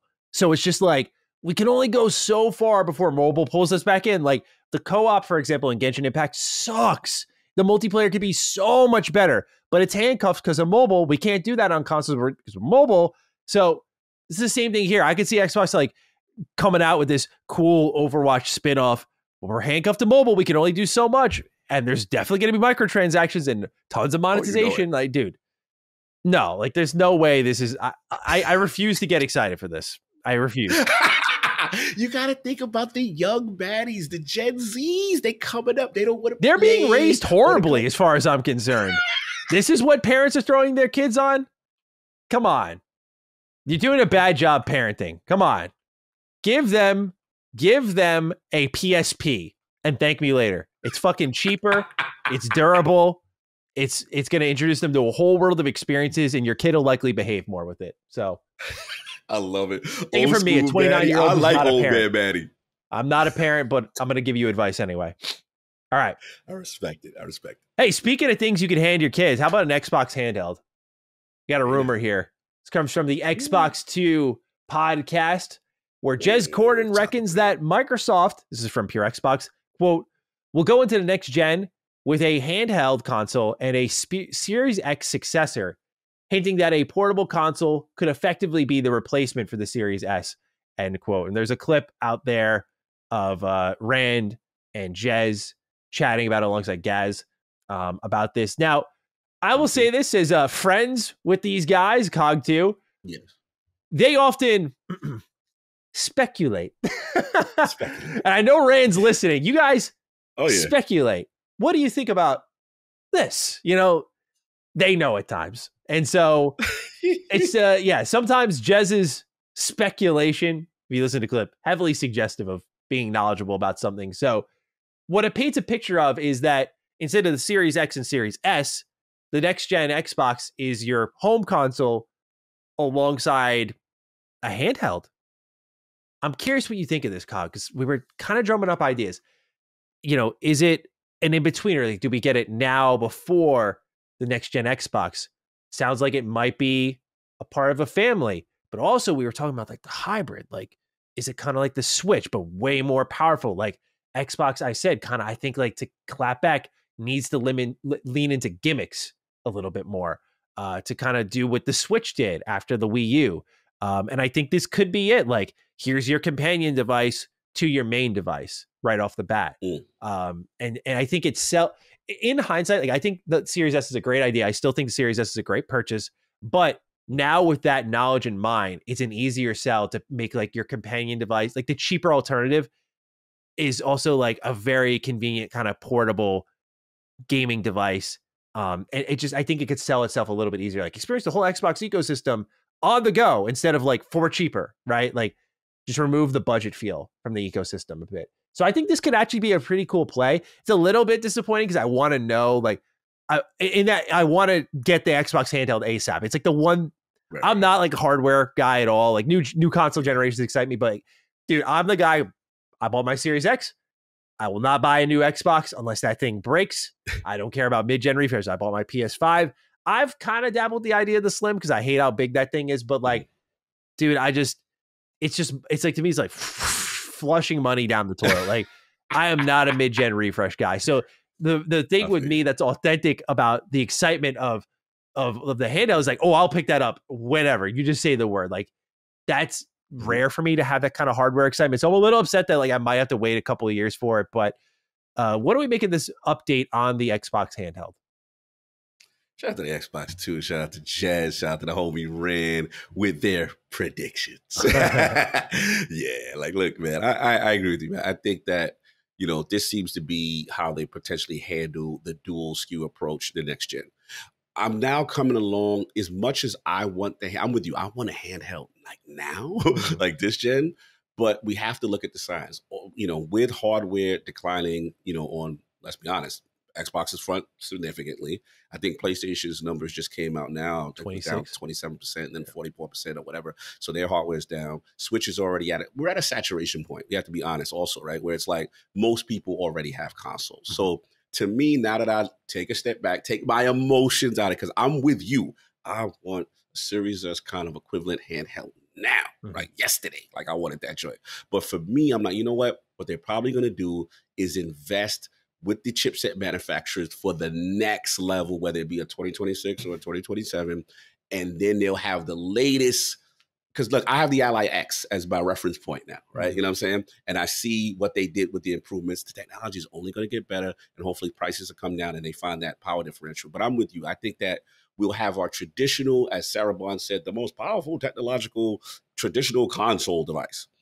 But the secondary device will, I think what they learned about the S is that, okay, there is a market for it, but if we even throw that gimmick of portability with an S-like SKU, you now get gamers that we potentially would have never gotten who are comfortable playing in that handheld space and still have a dedicated Xbox UI, not Windows. That's the only issue I have with the Ally X. No one wants to deal with Windows. We just want to see what it looks like from a hypervisor standpoint. Xbox UI, it looks like a console. It plays like a console. That's it. That's what makes Steam Deck great. You don't feel, you know, it's very user-friendly, right? You know, kind of thing.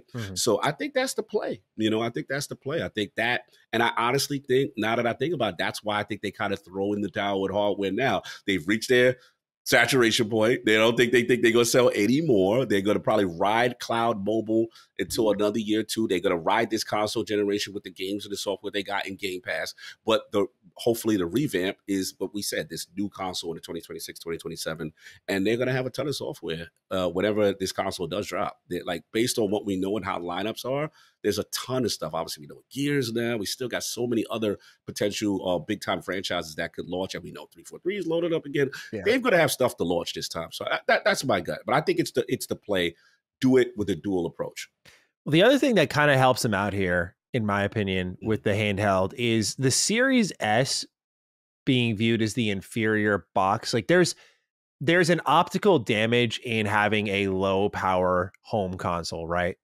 And so if you have one powerful box that sits in your home that hopefully plays and runs everything it releases on properly, and then you have a handheld device that, I think that's a more visible drop off in power. It's like, oh, this is not connected to my TV. Therefore, it's in my hands. Therefore, there are going to be some levels of drop off somewhere in quality, especially because like you adjust it for like battery life and all that stuff, like brightness settings and you know, what settings you want to run the game at, et cetera, et cetera.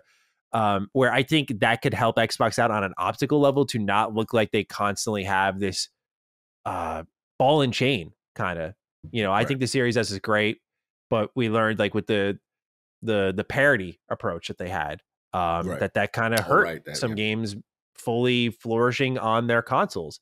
You know, that wasn't really great for them. And obviously now removing that clause and moving into a future where you'll have like the handheld and you'll have the home console again, I think it creates a better balance for them where it sets them up to be viewed in a fairer light, frankly. And they probably want that. So I think they win on all angles with this. It's just about, you know, I think pricing it right and the feature set being good. Yes. Because I'm someone who uses my PlayStation Portal occasionally. I use my Logitech G Cloud the most. I love that thing. But my PlayStation Portable is like the most overpriced handheld I've ever owned. It's literally a $200 streaming device, and it plays just PlayStation games. The screen is nice, but it like is ugly looking. Like it looked so slapped together and thoughtless, frankly, and it feels that way. But I still use it from time to time if I want to like, liven up a little bit, get my OLED gameplay on. But I really find the Logitech G Cloud just to be that happy medium for me. Of course, the Steam Deck OLED also being just the cream of the crop to me. But, what appeals to me about Steam Deck OLED is the feature set. It's like, oh, I can install these games. Like, as long as you can install games on this Xbox handheld, you're winning. Like, I think people will take whatever screen size and resolution you give them within reason. But if you can install games from your Xbox ecosystem, oh, man. Oh, man, that'll be a huge fucking win. Bro, here's the thing. Native Game Pass, like I said, that's one of the big sellers for me for the Ally.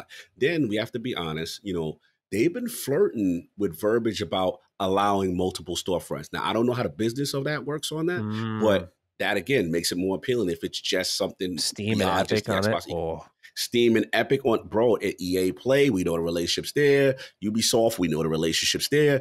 There's a lot of potential there. So they can unify ecosystems on that stand. Then the next thing they have to do is the digital storefront, which is like outside of Game Pass, right?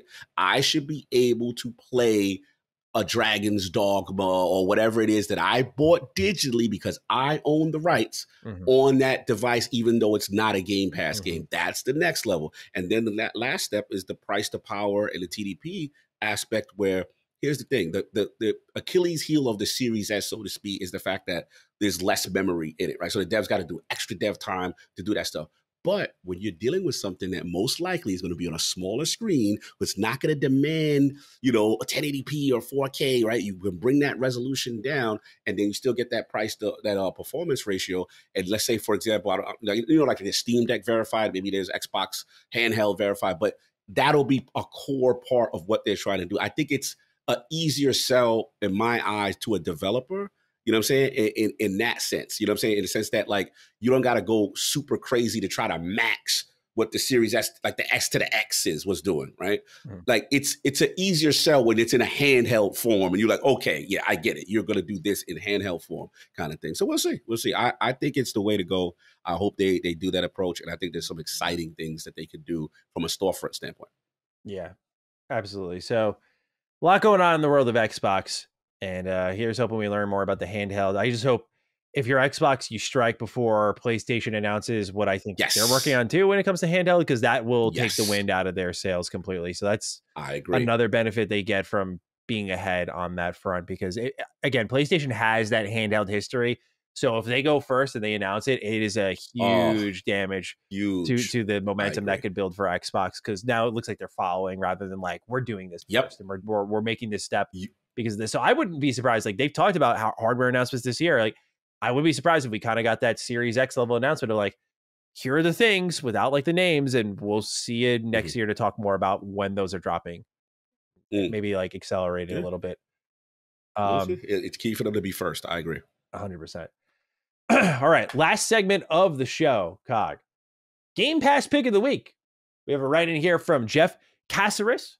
What up, Dukes? I just wanted to bring awareness to Loop Hero on Game Pass. That game is so damn good that I can't stop playing. Not only is the game amazing, but the soundtrack slapped the F out of me. So good. Hashtag no PS6. We gonna run it up on them bums. All right, Jeff, thank you for the write-in. We appreciate your Game Pass suggestion on Loop Hero. I know Carrick loved Loop Hero, but it was like one of those autoplay games where he was like, I'd have it up on the side while I'm working on something else. I'm like, I don't know. That doesn't sound like something I want to play, but I want to check it out. What my Game Pass pick of the week is, I know I'm going back-to-back weeks, Cog, but I figured with you traveling and everything, it would be smart for me to take it, especially because I've been playing a lot of Game Pass. Because 2 weekends ago, my friends were over, so that's why I had like a Game Pass pick of the week in a sports genre. And this week, I got another one in the sports genre because my brother stayed over this weekend, and we played a lot of NHL 24. And many of you know I do not like the NHL video games. And mind you, I have not played NHL since like 17, 18. So let me first off start off by cooking them up.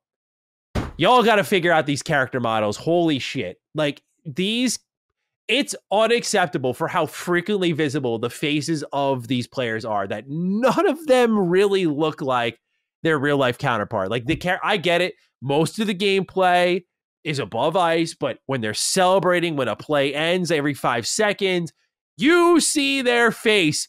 You got to do better than this, EA. You got to make them look like the players, because you get guys like Connor McDavid. Of course it's going to look like Connor McDavid, but it's like you know, I think of it like a rarity level. Like if you're 5-star, your face is going to be in the game. But if you're like a middling player, you're like a role player, sorry, you're not getting visually represented at all.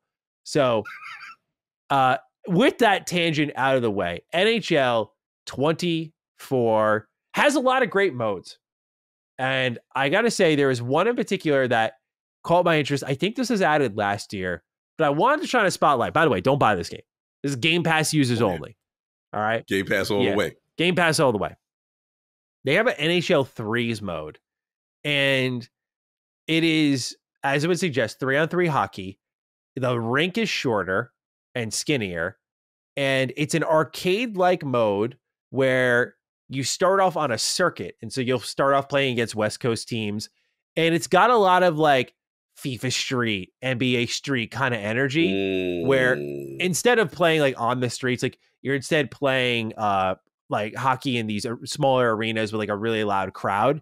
And so as you go through the games, like challengers will show up in the middle of the game, like a mascot will show up. Like the first game you play is against the Blackhawks, and Tommy Hawk will step out in a Blackhawks mascot, and he'll actually get on the ice and start playing against you. So like you're running around with these like goofy arcadey kind of characters, and you'll have like money shots where like, you know, a shot and a goal will score like 2 points, or you'll subtract 3 points from your opponent. And so there's little like modifiers and things happening here that made it kind of fun. Like I was actually having a pretty good time with it. It definitely felt fresh and different because of the players on ice and the arcadey nature of it. So I enjoyed it a lot. We played it like a ton that weekend. We were going between that, and I played a lot of College Football 25. Dude, I am so bad at that game. So I've always been bad at football games. Bro, how do you do defense? Like, how do I read and know, like, okay, like I'm going to do a dime formation here. I don't even know what I'm talking about right now, by the way, but I'm going to do a dime formation. I'm going to do zone coverage here, like dime formation. Like I'm just like, coach's suggestion, that looks good. Bet. Coach's suggestion, that's it. Blitz sounds good. All right. Sounds good to me. Like, I don't know how to Here's the cheat. call defense. Here's the cheat. Let's hear it. Look right before you call your play. EA will tell you what formation your opponent, what lineup, how many. I saw that, and I'm like, they're like four wide receivers. I'm like, so they four wides? Right. So it's like you have to kind of sell out a little bit, because you're like, all right, he's going 4 wide. If I'm in a base 3-4-4, let me go nickel, let me go down just to be safe. But people play tricks. Sometimes they'll do sets like that, and they'll run from that formation. So it's a cat and mouse, but you don't want to be caught out in like goal line, base defense, and you see, 4 or 5 wide, and you're going to most likely get torched. But what makes it harder in college is that because the lack of, not everyone's a superstar, right? Mm-hmm. You know what I'm saying? You got to try to play the master, and that's what makes it harder. What I tend to do to make it easier for me, because what happens is when I start playing defense, sometimes I mess up the route of the defenders in the secondary. So I actually focus on the defensive line. Mm-hmm. I'm out there, using my swim moves. I'm trying to get through with whoever my best defensive lineman and try to put pressure on the person that you're playing against to get them to throw off target a little bit if you have a good defensive line. But those are like my little strats and stuff like that. But I hear what you say. Like it is harder. Yeah. Just look at, before you pick your play on defense, look at the formation that they are in. What that personnel grouping is. It 2 running backs, 1 tight end, 2 tight ends. Check that out. Then you're like, okay, this is where they may be going with this. Yeah, that's the thing. I recognize that, and I tried to adjust to it, but I don't know what a good formation is in counter to another formation. It's like, it's a whole different language to me. I just watch the game and enjoy it. The Be a Pro mode is awesome. Stuff. Like just the Road to Glory. Just like studying at school, building your kind of your reputation, that sort of thing. My brother made his own character and got like drafted by Nebraska, and like it was really cool. So yeah, nice. Sports weekend. Yeah, sports. But yeah, he's obsessed with sports. So I knew I was not playing any Maddie games that weekend. So I was like, all right, I'll play NHL. And yeah, I ended up having a pretty good time with it. That threes mode is great, and it's also co-op. So nice. If you're looking for like co-op sports, you can get your friends involved online co-op. Like it's pretty cool. I saw it. And I thought for a moment, like, not bad. They have a ones league as well, where it's 1v1v1. It's all right. Like you'll pick like, Sidney Crosby or Connor McDavid or Alex Ovechkin, and they'll be wearing like, it's like outdoor skating. Like, so they'll be wearing like, a different outfit, and they'll put them on the, like a pond hockey. It's like half ice. Okay. And, whoever gets the puck, like there's no clearing the puck. Like if you steal it right in front of the goalie and you score, you get a point. And so it's just chaotic, and anyone can score at any point. You're always playing 1v2. So it encourages like a lot of deking and dangling and stuff. So it's pretty fun. But I haven't messed with any other modes, but I was like, all right, you know what? I enjoyed this enough where like I can admit that I had a little fun with it, and that if you're not paying anything for it, that it might be worth a download to just go ahead, give it a look if you're in the sports mood, especially with the new hockey season approaching us.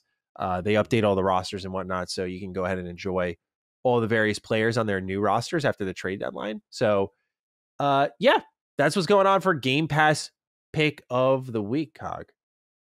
Impressed. I'm impressed. I know I've always tried to get you to at least like, hey, are you trying? Like, oh, I mess with that the NHLJ. So to see you kind of come back home, it's kind of, I got to see that little 3-on-3 mode. That's not actually 3-on-3 is good. Almost like some NFL Blitz, NBA Jam kind of energy. The thing is that NHL has just never turned a corner and feeling right. So the gameplay doesn't, like, there's still a ton of glitch goals that are easy to pull off. Not as easy as they used to be. They definitely improved the goalie AI, but like now when you score, it almost like loads into a cutscene of them celebrating, like the lights around the stadium dim, and it's just the spotlight on you, and you're like fist pumping or doing some cringe ass shit. Like, I'm like, this doesn't look right. Like, and then it loads back in and the whole place is lit again. I'm like, this just feels like they're spinning their wheels here. It feels very stuck still, but I don't expect them to evolve the game of hockey, but I like that they're leaning into the arcade modes, because I always said like that's got to be your future. Like it just makes way more sense. Okay.